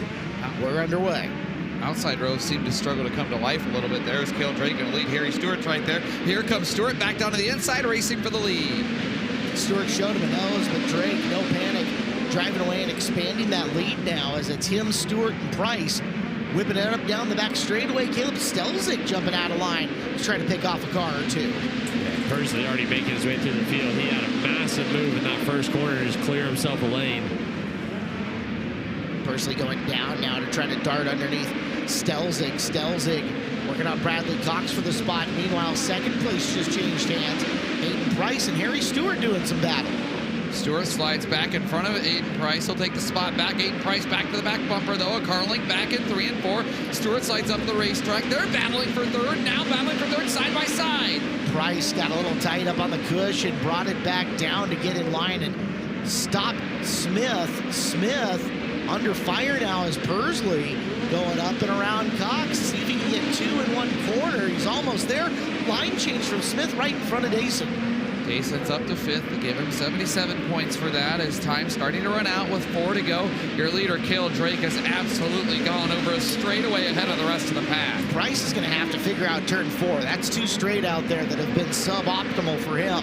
As back straightaway, Pursley wheel the wheel with Smith as we come to 3 to go and Pursley on the march. Dason now down to the inside, going to look to take 3rd from Aiden Price. He's got him in turn number 2. Dason Pursley. Good run here to save some grace after trouble on lap 1. Dason's made his way 6-3. That's going to score well for him. Still could get to Stewart here, although we will see the white flag the next time by, Blake. Yeah, time really starting to run out. Cale Drake looking to go 1-1 and hang on to lock into another prelim, hopefully. Last year, career best 5th in his second prelim start. As here comes Pursley, but does he have enough time to make a move in 3 and 4, Caleb Hart? Let's see if he goes for the big dive bomb. He'll start it. He'll come across just a little bit short. Stewart, a good job hanging on, and Pursley will have to settle for 101 points coming out of that. But considering where he was, that was a fantastic scramble back up the field. Clint, I felt like that was really so clean to Dason because he really could have let that drift a little bit more, and we could have had a little chaos. Yeah, definitely not like worth it. He threw that as far across as he could, and Stewart was brave enough to hang tough out there. Well, let's check in Mr. Slick himself. It's Earl Hoon Jr. with the DJ Forge Pit Report. Thank you, fellas. Catching up here with Cale Drake. Cale, that car looks stout out there. A little bit during the intermissions before the qualifiers got underway. It looks like they brought that bottom out there. What changes did you have to do before you headed out there? Yeah, you know, I just really focused on keeping my race car loose and drivable so that I could be versatile and be able to move around. But, you know, I started on the pole there and hit the bottom turn 1 and kind of felt like I heard somebody to my outside, so I just jumped up there and tried to make as many consistent laps as possible.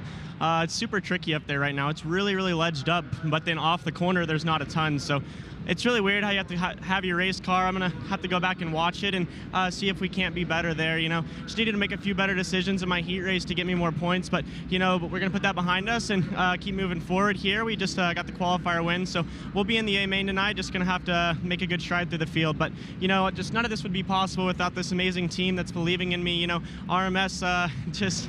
You know, it's just amazing. I really don't have words for it. Just to be here, coming as a rookie, racing with Keith Coons 2 years ago, and now to be doing this full time and working with a great group of people is just super surreal. So super thankful for Matt, Lacey, Joe, Dave, Ronnie, Zach, everyone back at the trailer working on this thing and for giving me the tools to make this happen. Cale Drake making his way into another A main here on a qualifying night, guys.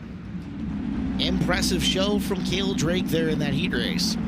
Chase Sparks and Tim Buckwalter, your front row of this one. Shelby Hinton and Austin Torgerson make up row number 2. It's Team Ez and Corey Day in row number 3. Tyler Robbins and Johnny Brown Jr. in row 4. Alex Midkiff and Kevin Battlefield are in row number 5. I'm interested in this one, guys. Buckwalter, Hinton, Torgerson, Meserol, and Day all dealing with a relatively unknown in Sparks, at least as far as the Chili Bowl is concerned. Yeah, and all those guys love to rip the top, and I think that's the place to be right now. So it should get interesting to see who can really dial the race car in right here and find some speed. Jay Sparks, the Mara Midget champion this year. So coming in with a little bit of accolade to him. Yep. And looking to show that he belongs. He'll roll into the bottom of turn number 1 with Buckwalter looking to take the lead from him out at the top of turn number 2. He's going to do it. Timmy Buckwalter leads him now. Austin Torgerson goes to the high side. Jay Sparks slides up, and that opens the door for Shelby Hinton in the 4B. Shelby Hinton sees the Red Seas part for him, drives right on through. He's got second. Meserol making something happen down on the low side. There goes He'll take it all the way up to the cushion, and there goes Torgerson back, passing 2 cars and retaking a couple of spots. Corey Day trying to find some daylight here to get a little room to roam, as Chet Christner would say, as there's a good battle for that 3rd spot. Timez up on the high side, going after Austin Torgerson. It's a great viewpoint of watching what these guys are doing. Timez up in the fluff, trying to work his way by, using that little ramp down the back straightaway. Torgerson hanging strong, but Timez has the spot.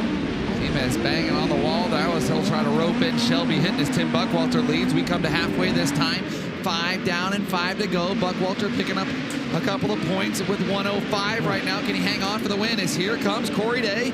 Day now into the 5th spot, make it 4th as he crosses the line. Threw the big bomb at Torgerson to get by him, and then got tight off the cushion in turn number 2, and Torgerson's actually coming back after him. Gets away from him through 3 and 4, but Corey Day in 4th. Might have to scramble if he wants to keep adding points here, as Meserol's a long ways in front of him. Yeah, Meserol's closing in on Shelby Hinton as they both run the high side with 3 to go. This time by Timez, will he throw one of those patented Thomas Meserol bombs to pick up the 2nd spot from Shelby Hinton? He's only got a pair of laps to go this time by. Down to 2 laps left for Thomas Meserol. Corey Day has a target on the back of the 7 car. Looking for one more spot, as we will see the white flag coming this time around. One more lap in qualifier 3. Corey Day, can he shoot by Thomas Meserol? He'll go down to the inside, throw the slider for 3rd. There goes Day up and over the cushion. Timez crosses him up and takes it back. Into the final set of turns, Corey Day back to the inside. No siree, Bob. Meserol hangs on for 3rd, but Day gave him a scare for a second there in 1 and 2.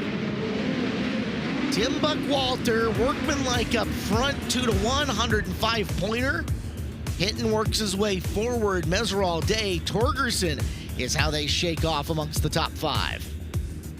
Welcome back to the Chili Bowl Nationals, powered by NOS Energy Drink, live on FloRacing. Winner of qualifier number 3, Timmy Buckwalter. Timmy, you normally hug the berm, climb the berm around this place. A huge ledge, you just said, and you sailed around it for 10 laps pretty flawlessly, it looked like. Yeah, just keep your eye on that screen and see what you got to do. And it was lipped up pretty good at both ends. And it's usually not my style, but when you come to this building, you got to do things you don't like to do. And that's one of them there. But take what I can. Bobby and Matt give me such a good piece here that the cars are neutral anywhere we got to go. And hats off to them and all the guys and all our sponsors that get us here to do this.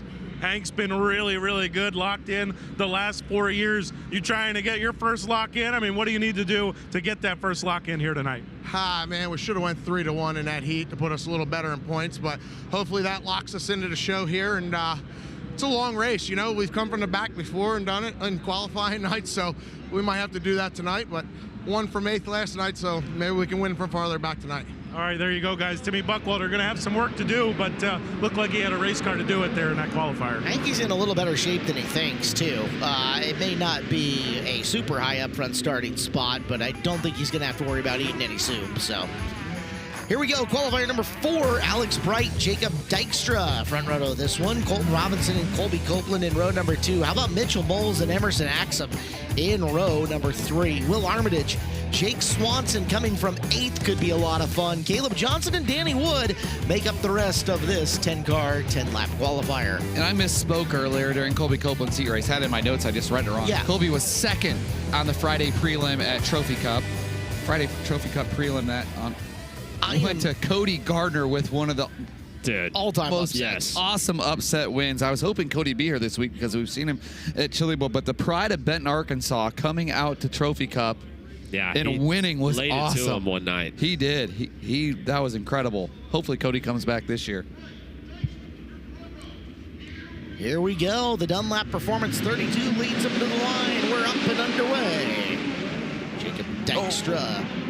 We got guys really moving. Mitchell Knowles on the bottom there trying to squeeze through things and lost a couple spots. Now picks those spots right back up, Clint. Yeah, Knowles with the big bump on Axelman, 3 and 4.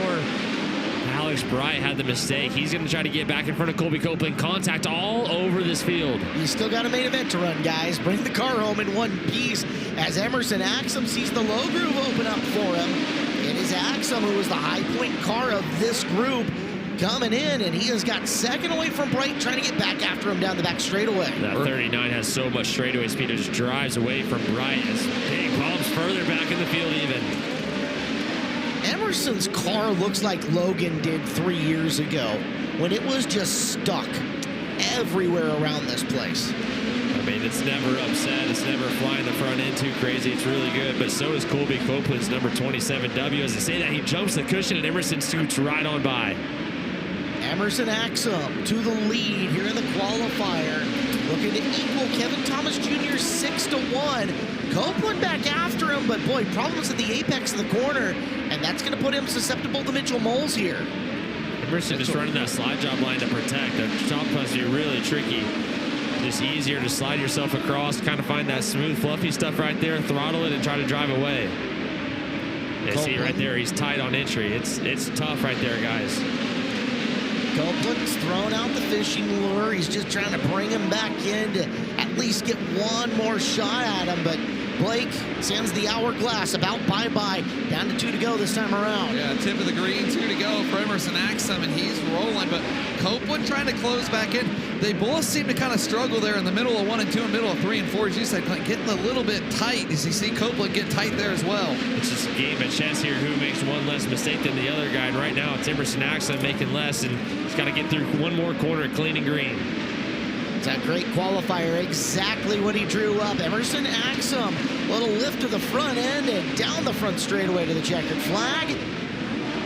Emerson Axum 6-1. 2 different drivers do it here in the qualifiers. Copeland and Moles, Bright and Swanson. Robinson, Dykstra, Wood, Johnson, and Armitage bring the rest of them through. Nice run, EA. Let's check in. We've got a TJ Forge pit report going on with Earl Hoon Jr. Yeah, catching up here with Emerson Axum, buddy. You just told Kevin Swindell you got a lot more in the tank for the feature event.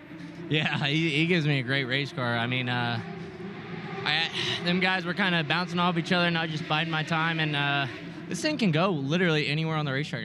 I've never drove a race car like this to where it's so neutral that you can hammer the top, run slider line, run the bottom. It's whatever Kevin's doing, he's got it going on. So, yeah, I'm just thankful to be in this thing, and I'm excited. You know, I feel like normally I have a lot of nerves leading up to this race and, like, a lot of pressure, but, like, last night I couldn't sleep because I felt like a kid on Christmas Eve, you know? I mean, I was excited. So, just excited, ready to go for this feature, and just go be patient, try not to take ourselves out of the race, and see what happens. If at the end of the day, I know how this building goes. I don't owe you anything. So just because we went 6th first there, don't guarantee us nothing. We got to go do 30 laps here. So yeah, just go do our job and try to hopefully not have anything out of our control happen and control what we can and see what happens. Emerson Axum, guys, making his 6th straight prelim night. Action continues here at the Expo Raceway, SageNet Center in Midtown, Tulsa, Oklahoma. And Blake, we are pushing this one through quick tonight. Doesn't feel like the track crew has needed extended break or anything, as we're already into B-Main #1, rolling down the ramp and onto the racetrack. We're ending at 15 laps between these 16 cars to decide our top 4 finishers that are moving up to the inside row at the back of tonight's A-Main event. It's Austin Torgerson and Chris Murray, RJ Johnson and Bradley Cox, Caleb Stelzig and Tom Harris, Jacob Dykstra and Alex Midkiff, David Camfield Jr., Johnny Brown Jr., Gunnar Pike and Chad Davis, your 12 lock-ins that did not make it from qualifier to A-Main, but will filter into the B. Your 4 move-ups from C-Main #1, Brody Wake and Cap Henry, Gage Rooker, and Brian Marshall. I've got my Zero Sugar just lined up, ducks in a row, ready to go. I'm set. I'm not going to sleep for a week. It'll be fantastic. Lights are out. We're quickly coming to green flag action. Austin Torgerson, Christopher Murray, off 4. Torgerson will get in, and he'll use the bottom of 1. Working up to the high side. That's Bradley Cox, the black, blue, and orange car. Murray fades up in front of him. Contact between the 2 bumpers. But everybody comes out of the corner. We'll stay green. Top 4 on your opening lap. Torgerson, Johnson, Stelzig, Cox battling it out with Murray for the final transfer spot. Give it to Cox for now. It's a big move there by the 5 car of Dykstra, making his way through. He started inside row number 4, so advanced from 7th already, and he's muscling up and working forward. RJ Johnson up on the top, Caleb Stelzig down low. Stelzig's got the position. Johnson's going to tuck in, has to turn the car twice, coming into the corner as he looks to keep pace, moving up to the top of 1 and 2 as RJ Johnson searching for something here. Hard to find, but he's after it for sure. It's Murray and Dykstra battling for the 5th position, both outside of a transfer. Dykstra not afraid to get a little bells up in 3 and 4. Coming around the bottom, I believe Tom Harris starting to move. Keep our eyes on Harris and see if he can work his way back into the show as Stelzig with Johnson. Johnson, as he's gone to the cushion, has now found momentum. He's going to speed back by Stelzig. Bounces off the cushion coming off of 4. Stelzig, really good launch coming off of 4, and there's Dykstra. Spun out in the middle of our turn. Yellow flag's out.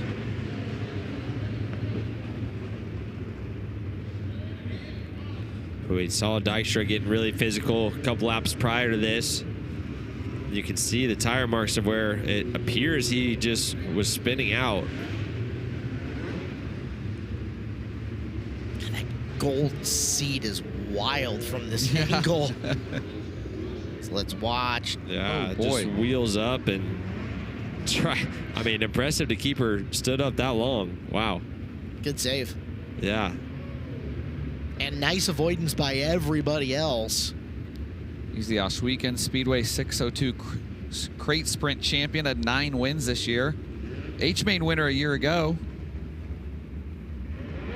Right now, Austin Torgerson leading the way. If he can hang on, Caleb, and stay in the top 4, it'd be his first ever prelim A-Main here at the Chili Bowl. Looked really good. Stelzig and Johnson too busy racing to try to run down Austin during the previous green flag run. He had a 2.2 second gap between them. Bradley Cox in second, made his preliminary night A-Main debut a year ago. Came home with a 21st place run. He's on the hot seat right now, though. Just about halfway. Caleb Hart, 7 down, 8 to go, and we're underway. Torgerson brings us back to action. Swinging up to the top is RJ Johnson. Johnson, little wheel stand, settles it back down. He's got to watch out. He'll have one dive into his inside here in the corner. Right across the nose goes Bradley Cox. He'll steal 3rd away and see if he can get up to Stelzig coming out of the corner. Momentum on Cox's side.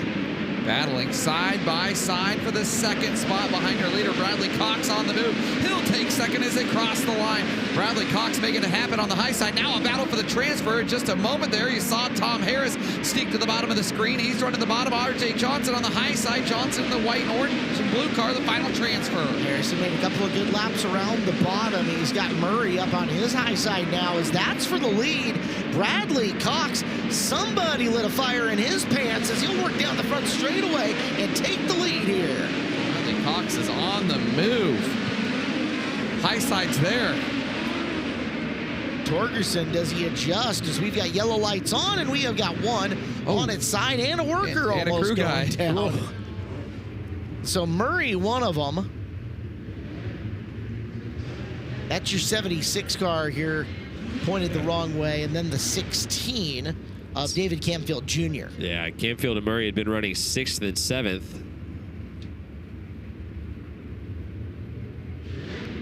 Let's get a quick, and Murray was around and Camfield nowhere to go. Contact right rear to right front, and a secondary caution flag for the track official. Yeah. Man down. Guy needs some simple green on the bottom of his shoes. Clean that dirt off. Wonder where we can find that. 26 iBox Springs flip counts. Count. Singular. Or you could say counts. Got someone with. You think that's going? Yeah. Oh yeah. Oh. Nah, I think you're good. No? That, You're good? I mean, Okay. that's a fairly common low air pressure. Real low air pressure. Yeah. Just kind of how it's sitting. Okay. At first I thought it was, and then he compressed down the car. Like, oh boy. Sometimes when you roll these cars back to the left, or you're steering to the right, the weight goes to the left. They wrinkle up like that. Okay. But David Canfield Jr. made 7 midget starts this year. The Canfields, they kind of run limited midget stuff. They're a little extreme power. I had a season best of 10th at Macon on August 23rd. Last year, he made an A main in the preliminary night, came home 19th and 11th in the first D on Saturday night. They're a fixture here in the arena. They are. If you're looking at it from our Flying A Motorsports cam, they park all the way in the back right-hand corner. Torgerson absolutely asleep on the start of that one. Bradley Cox threw the keys on the counter and checked out. Torgerson did get to the high side, though. Yeah. Let's see if he can start making some good laps. And boy, neither Cox nor Torgerson are going to want that turn 3 and 4 back. Austin dives down to the bottom of 1 and 2 to try to get him, but Cox motoring away on the high side. Battle for the transfer is getting good, guys, as R.J. Johnson's kind of sliding through the middle. There's Tom Harris to the inside. Half a turn number 4, side by side. Tom Harris to the final transfer and looking for more. How tough is that top of 3 and 4 getting to run, Clinton Boyles? Yeah, it's getting really tricky up there as he sells. He struggled the last few laps, cheats it this time. R.J. Johnson trying to battle back as Tom Harris wants more than 4th. 1 to go. Blake Anderson side by side, 3rd and 4th. Johnson in 5th. Does he have it? What's he going to do? Tom Harris missed his line a little bit. Drag race to the line. R.J. Johnson at the start-finish line. Harris missed his line in 1 and 2 and then missed the bottom in turn number 3, and that cost him as Bradley Cox picks up the B-main win. What a fascinating track we've got going here. Cox the winner. Torgerson, Stelzig, and Johnson 1 through 4. Clint, do you think that Harris was maybe thinking about a slider there, and that's why he missed the bottom? I think it's just a tough bottom to hit right now. Okay. There's not a ton of entry moisture down there, and just overcooked her a little bit. And welcome back here to FloRacing for a Wednesday night at the Chili Bowl Nationals, powered by NOS Energy Drink. Catching up here with Bradley Cox. Dude, you're in the show. Congratulations. Thank you. Yeah, it feels great to finally get this thing going. We've been having stuttering issues all day on the start, but I'm glad we finally got this figured out. Never give up on my team. They're, my grandpa, both my grandpas, my uncle, they do a great job on the motors, and I'm so thankful that I get to work with them. Bradley Cox making his 2nd prelim feature in his career. Chris Moore, who do you have over there? Yeah, I got R.J. Johnson here, a last lap pass. R.J., you were in, you were out, you were in, you were out at the end, you end up in. How tough is that, trying to, keep yourself in and then get in? I mean, it feels like the mindset had to change a lot. Yeah, it's tough, man. This place, it owes you nothing. We were just a little too tight to run the top and loose to run the bottom, so I was just trying to do anything I could there, and momentum broke. It just was no good for me. So luckily I saw him miss the bottom there, and I didn't lift, to be completely honest, and hope for the best. But I got to thank everybody at Reladine for coming on board this weekend. Glad we could get him in the show. All right, R.J. Johnson, the last lap pass. We'll see him starting 23rd in the A-main tonight. Chris Moore, appreciate the TJ Forge pit report from up top. Here's B feature number 2. Jake Swanson and Alex Bright make up a front row of a B-main from a couple of former lock-ins here in A-main action. It's Swanson and Bright, row number 1. Buck Walter and Colton Robinson in row number 2. Jay Sparks and Tyler Robbins in row number 3. Colby Stubblefield and Danny Wood in row 4. Jeffrey Newell and Caleb Johnson in row 5. Will Armitage and Kevin Battefeld in row number 6. With your move-ups, Riley Kreisel, Cole Tinsley, Brannigan Rourke, and Brandon Welty coming out of the C feature. If you get too much right rear grip to be able to stick the bottom when you go to the top, it gets that really tight where we see guys just push the right front over, and you can't make speed up there. But if you stay freed up to make speed around the top, then all of a sudden you don't have any right rear stick to make grip around the bottom. So crew chiefs again tonight going to get their money's worth. settling in for 15 laps. Top 4 making their way forward. Jake Swanson and Alex Bright. Bright is out. Bright coming down off the hill. He'll settle back into second. Buckwalter down at the bottom of the 25. Swanson gets up to the cushion and leads lap number 1, top 4. As, oh, look out. Jake Swanson having trouble navigating the cushion in 1. It's Swanson and Bright, Buckwalter and Robinson after the first lap. If you're going to run that bottom like Buckwalter is, you got to be all up on it. Get his left front up there and stick that right rear down in that moisture the best you can. Buckwalter's doing a really good job down there right now. Steve will thrive if he's running down there in the 25B car. That thing will eat on the bottom as you see him start to close in on your leader. Now he misses the bottom a little bit, and boy, that's where you go skating. We talked about that with the last B-main, Clinton. Yeah, battle for 4th is on also. Robinson and Sparks duking it out for that final transfer spot just behind this battle for 2nd. We've seen Robinson in your screen a couple of times. That car just looks uncomfortable right now as he is just trying to will it to get around this raceway, and that's allowed Sparks to get in on him a few times.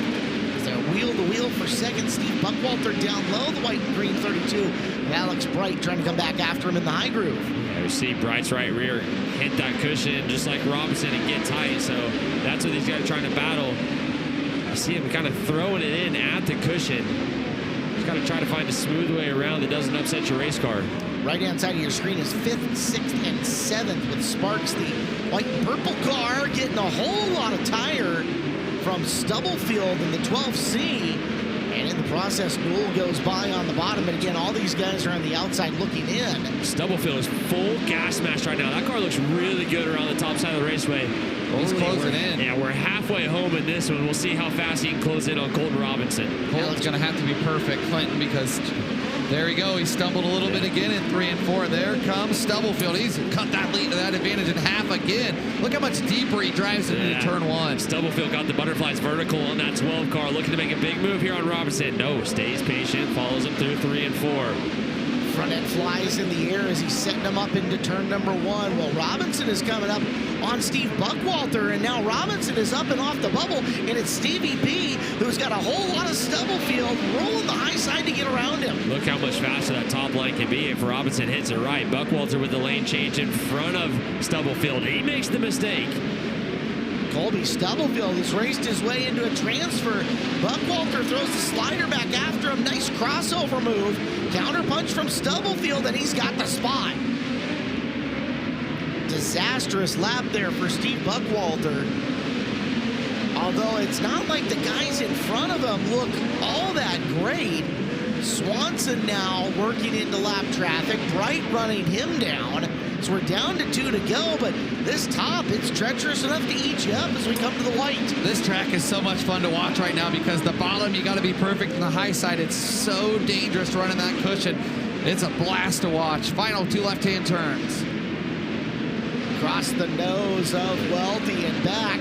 Swanson wins, Bright 2nd, Robinson 3, and at the line, taking 4th, is Colby Stubblefield. Colton Robinson came to life there late. I mean, he was getting pressured for the final transfer to the final lap, pressuring for the 2nd spot. Good stuff. Wild B number 2. The drivers are getting tested tonight. You're not going to have a perfect race car, so you got to go earn it. Let's check in. We've got a TJ Forge pit report with Chris Moore. Yeah, we got B feature number 2 winner Jake Swanson. You get out front, it seemed like you were kind of setting sail there, and then all of a sudden Alex was really reeling you in. Was the track kind of just hard to be consistent on? No, I felt like I was just being too consistent, and then it kind of got a little knife edgy on me, and I just couldn't make any more momentum. So, you know, we'll work on it a little bit. I know there's definitely some things we can do to carry some speed, but man, you know, these guys have been working really hard, so I'm very appreciative for this opportunity with Kyle and you know, Jimmy on the wrenches. We got DJ and Aiden and Charlie, and just got a lot of good guys in this deal, and Smart Machine and Tool on the side. Inland Riggins helping us, and a handful of others. So just, you know, obviously not where we want to be. Winning the B is good, but you know, I think we've got more potential, so we'll just keep on digging and find a little bit more speed. Good luck. 30 laps is a long time. Thanks. There you go. Jake Swanson will go from 18th in tonight's A main, guys. Swanson into the show with 30 laps to get the car better and try to do something. And again, what could have a lot of cautions, could have a lot of wild moments. Definitely a chance to advance for Jake Swanson coming up here in just a little bit. Engines fired lineup for the Chili Bowl Nationals A main event Wednesday night edition. KTJ, Kevin Thomas Jr., Emerson Axum, row number 1, Dason Pursley and Colby Copeland, Timez and Mitchell Moles, Corey Day, Tim Buckwalter, Jake Newman and Shelby Hinton, Cale Drake and Harry Stewart making up the first 6 rows. Steven Shabester and TJ Smith, Aiden Price and KJ Snow, your 16 lock-ins. Move-ups from the B, Bradley Cox and Jake Swanson, Austin Torgerson, Alex Bright, Caleb Stelzick, Colton Robinson, RJ Johnson, and Colby Stubblefield. 24 cars, 30 laps, and 2 lock-ins to tonight's A main event. Blake? I'll take Dason. He ran second in this second on Saturday night a year ago. That fire is burning hot. He knows he's got to start close to the front. A win would be big for him going into Saturday. I feel good about Colby Copeland then. Outside row number 2, go ahead and give me that shot. Colby's had a very good night, and I think as far as being this kind of racetrack, could be. So hey, I'll I take like Copeland. It. The fact that we left Corey Day off the table seems criminal. It does, and at the same time, we're about to find out. The winner came from the 4th row. All right, ladies and gentlemen, boys and girls, here at the Chili Bowl, it's showtime! Green flag action down the back straightaway, and it is Kevin Thomas Jr. asserting control early here in this main event. Little Wheel stand, he'll lead lap number 1 with Pursley and Copeland in pursuit. Good battle for that 3rd spot. Now here comes Colby Copeland on the high side, battling with Emerson Axum. 3-car battle for second off of turn number 4, now side by side for the lead. Thomas Jr. holds on to it for now, up and around the top. Copeland has got past Pursley. He's going to streak by Kevin Thomas Jr. Colby Copeland hiking the left front a little bit. He's your new leader 3 laps in.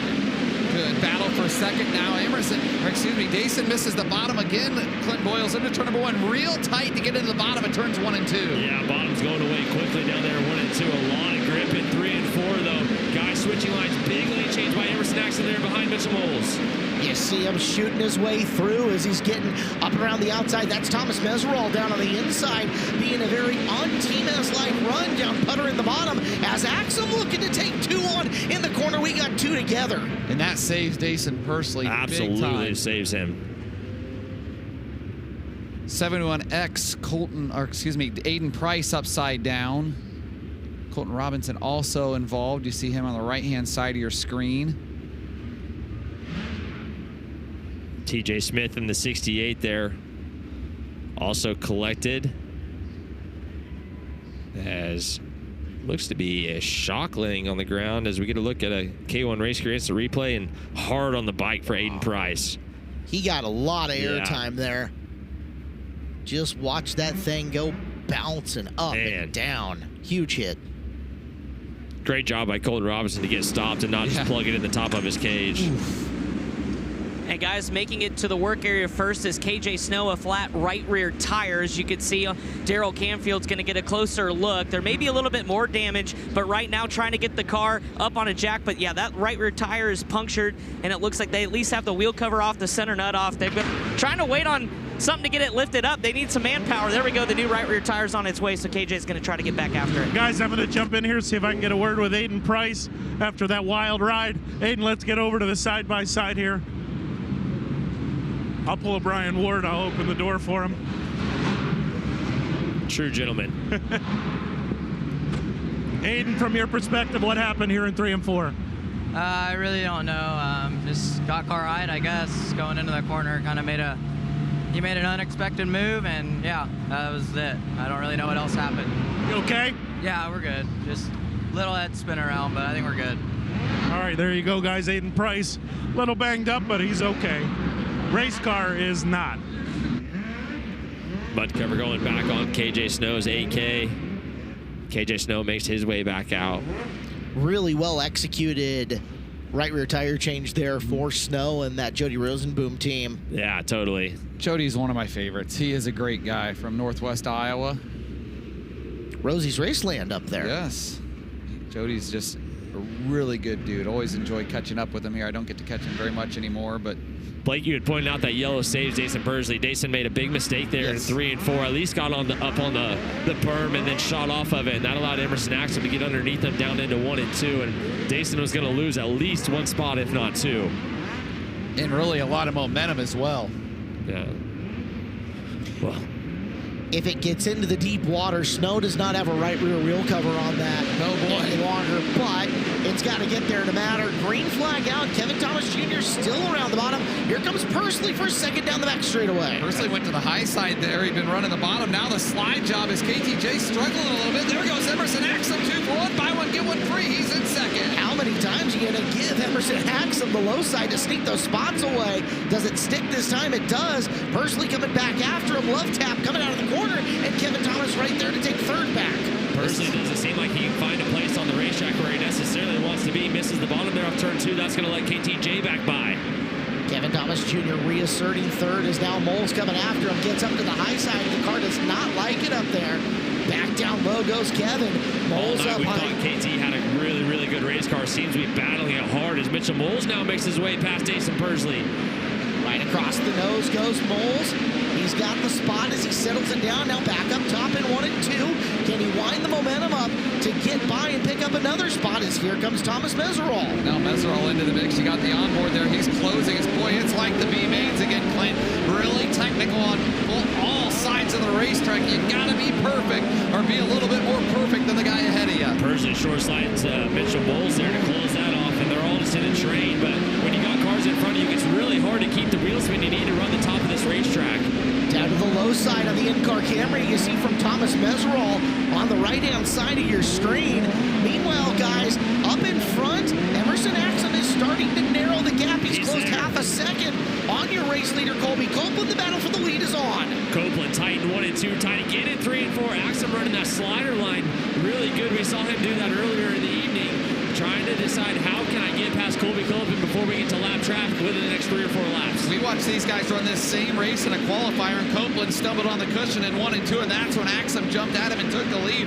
Here it is again as we're closing on halfway next time by. Coming into halfway, Colby Copeland has led since lap number 3. Emerson Axum, your defending Wednesday night winner, stalking him and looking to go back-to-back as we're at the halfway point. Copeland, Axum, Thomas Jr., Pursley, Timez, Moles, Day, Buckwalter, Drake, and Newman. Copeland bought himself some breathing room the last couple of times around. As we look further back in the field, that's Timez and Corey Day. That's your battle for 5th and 6th. If those guys are going to turn it up, they need to get on the wick right about now. Otherwise, your lead pack going to get too far away from him as Axum to within a car length as Copeland enters traffic. Very straight into turn number 1 goes Copeland, but rides the rim up and around and will put a lap on the 68. Copeland's working right rear above it on entry into 1 and 2, and it's shooting across with speed. Right there, tries to get worked up and doesn't work that time. Axum side by side for the lead. Down the back straightaway, threads the needle coming in, bounces off a stubble field, and here we go with 19 down. Emerson Axum, your new leader. Deja vu for Emerson Axum. A Colby Copeland mistake allows him by in 1 and 2, and Axum talked about how he knows he can be patient because his race car is so good. Now how patient will he be with the lead and 10 laps to go? The thing that's going to help him, Clint, is lap cars littered across the racetrack, and that doesn't really provide an opportunity for Copeland to find a gap. If he can close it up to throw that slide job to get back to the top spot, he's going to have to hope that Emerson stumbles in a big way. Navigating lap traffic is going to be so important, and Axum tries to go through the middle, doesn't really create any sort of speed, but Copeland not there to capitalize. Down to 9 laps left. It'll be 8 this time, and as Day has made his way around Meserol. Corey Day up into the top 5. Cale Drake on a flyer coming into the screen and looking to be a factor. Your race is for the lead as Colby Copeland's closed right back in on Emerson Axum. This time through 3 and 4. Axum cannot find a way past the lap car just ahead of him. Big move from Copeland coming in through the middle. No can do denied by Axum. Axum knows he's there. This is getting hectic. What do you do? Those 2 cars in front of you. I don't have the answer. I don't know if Emerson Axum does either. Guys, we got a third party in here. Dason Pursley, slider for second. He makes the move. 3-car battle for the lead coming around to 5 laps go. Pursley above the cushion in 3. Turns down off 4. He's got to run on your leader. Dason goes down, or excuse me, Axum down to the bottom. Dason on the high side. Here comes Dason Pursley. Battle for the lead down the backstretch. Lap cars all over. Where's Emerson go? Dason off the cushion, now down to the inside. Pursley racing like it's Saturday night here at the Chili Bowl Nationals. Follows Emerson Axum into the corner. The next time by, we're going to have 3 laps to go. Your top 3 mired in heavy traffic. Axum, Pursley, Copeland losing touch with your top 2. Axum finally putting lap cars away as Pursley peeks and nose down to the inside low side of 1 and 2. Lane is clogged. Axum has the free lane up high. Down the back straightaway they go with 2 to go this time coming in. Axum continuing to click them off. Pursley and Copeland trying to find a way. They're coming to the white flag the next time by. Blake Anderson 2 laps to go. Dason Pursley, if he wants it, he's going to have to come and get it. Lions blocked. Dason Pursley's got to go, and he's got to go now because time is winding down. Dason is running out of time. Axum pulls away. A big run by Emerson Axum off of turn number 4. He'll pick up Wednesday night at the Chili Bowl. Pursley 2, Copeland 3, Team S and KTJ, your top 5. And at the end of that, we had one turn upside down here in turns 3 and 4. Don't know who it could be. Banger after banger after banger, guys. It's Great Cale bait. Drake. Just so you know, it's Cale Drake over here at turn number 4. Bounced off the cushion, landed on his side, running, I believe, around 7th, coming to the checkered here. Back-to-back Wednesday night wins for Emerson Axum. That's what we wanted. He's got to feel so confident right now. The Kevin Swindell Mountain Mechanical Chris Harvey owned 39A was absolutely perfect. He said it was earlier in the night. He said he's never driven a car that's so neutral. It could go wherever he wanted it to go, through the middle, the high side, the bottom, and I think we're going to get a little cage stand over here maybe. Parks it in turn 4. Steering wheel came off. Here he comes. There we go. How about it? In the bow. Nice. Sammy Swindell-esque. Almost want the Russell Crowe, Are You Not Entertained? Coming out the top of the cage. Boy, that was good. Give me that track all week long. And kudos to Colby Copeland. I think he ran a really good race coming up in 3rd there. Personally did a really good job of getting there and realized then I don't need to force the issue here and take us both out of contention. Yeah. Seemed like he backed off those last 2 or 3 laps. Kind of what we had the other night with Briggs Danner going after Kyle Larson, you know.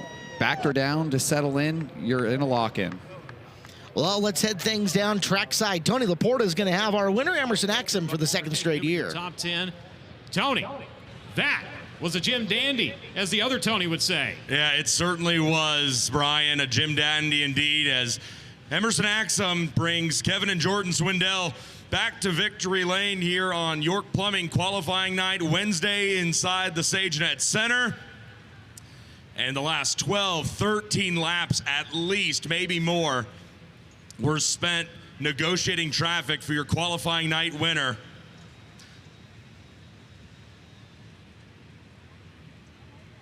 He gets the hat, he'll get the Hoosier Tire neckband, and soon he'll make his way to the top of victory lane stage here as the winner of tonight's JST A feature. He converses with his car owner. They'll probably have a lot to talk about as the evening progresses here from victory lane. Ladies and gentlemen, back-to-back on Wednesday night, it's your winner, Emerson Axum. Hold that for me there for you, would you, Emerson? And we got a trophy for you as well. You just got a lot of things to hold right now, unfortunately. Yes, please. And then I'm going to sneak around behind you here and see if we can make this nice and smooth. We got a trophy for you as well. You got your victory fuel, NOS hat. There we go. All right. You got everything you need.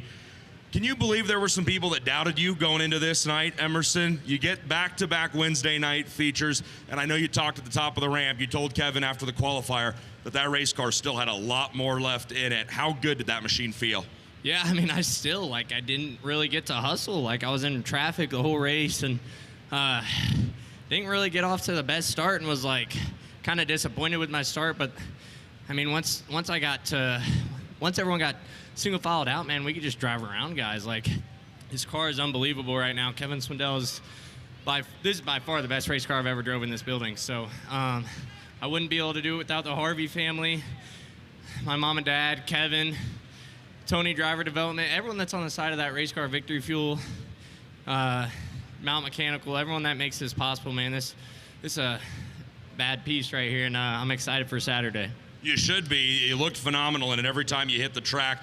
Let's talk about it. You said you didn't really even get to, see what it really had underneath the hood and around this racetrack.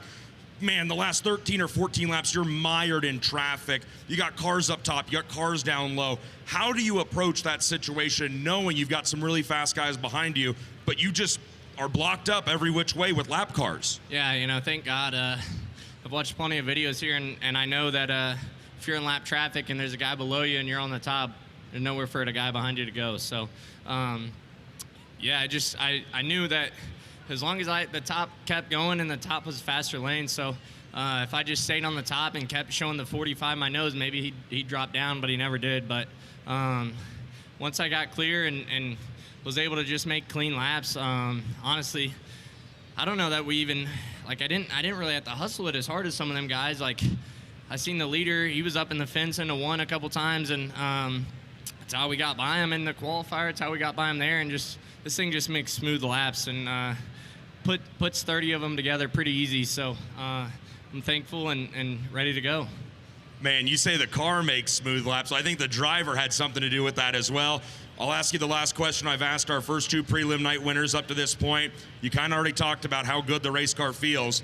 You're locked in for Saturday night. You're in a great position when we get to that pole shuffle. What can you do in the championship main event come Saturday night? Just keep doing my job. What Kevin brought me here to do. Try to go win some races. So we got the first one out of the way. Now we just look forward to Saturday. I want to thank Logan CV too. He's my teammate, and I've been on a lot of teams where your teammate's not really your teammate, but he stood over there into three and gave me signals on what I should be doing and helped me all night. And Kevin's a great driver coach, so I want to thank them too, Logan especially.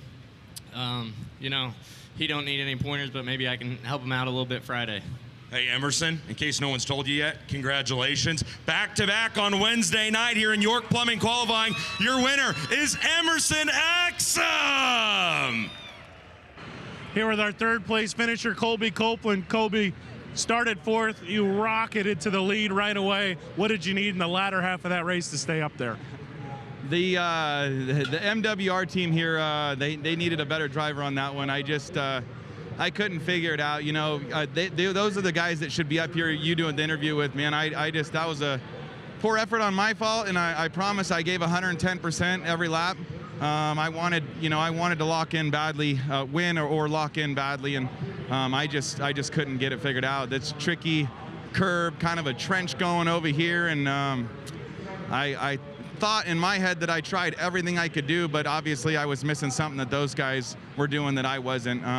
I felt like the car was, it's got plenty of speed. Like you said, it rocketed right out to the lead. So we're gonna, I shouldn't say we, these guys are gonna dial this thing back in, clean it up, and get it ready for Saturday. We should have a good spot in the front of the B, so get it in the show.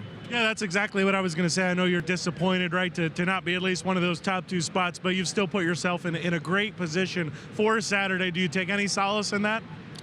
Yeah, no, I want to be in the show badly. That's why we came here, right? That's why Matt Wood and Shane and these guys put this team together to get these cars in the show, and the equipment's there. It's been proven from last year and even this year with Landon and Shane. These cars are fast. It just the driver's got to do its job. So.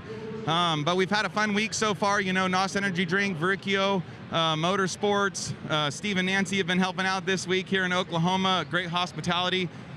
Wish my family could have been here tonight, but they were watching on Flow, and get to see them when they come tomorrow. So, good job. Thank you. Appreciate it. Colby Copeland comes home third, guys. Matt Wood Racing, once again, a factor here at the Chili Bowl. Colby's family should be pretty proud. He ran a pretty good race tonight. That was tough out there as Kevin Thomas Jr. leads first lap. Colby Copeland takes the lead from him on lap 3 and does not surrender it until lap number 19 when Emerson Axum gets it and leads the rest of the way to become the back-to-back Wednesday night champ and just the 31st driver, according to Wikipedia, to ever win 2 here in this arena on the preliminary nights, if I just read his tweet correctly. So not to steal the Wikipedia thunder, I'm sure he'll talk about it. We've got the Chili's Bar or Grill and Bar Chili Bowl post-race show coming up later, where O'Brien will get to talk more about that. But right now, we need to send things down again to the infield. Second straight prelim runner-up for Dason Pursley, who punches a ticket back to Saturday night's A main to try to go for revenge. But Dason, I could tell some frustration climbing out of the race car. Is this a bittersweet runner-up,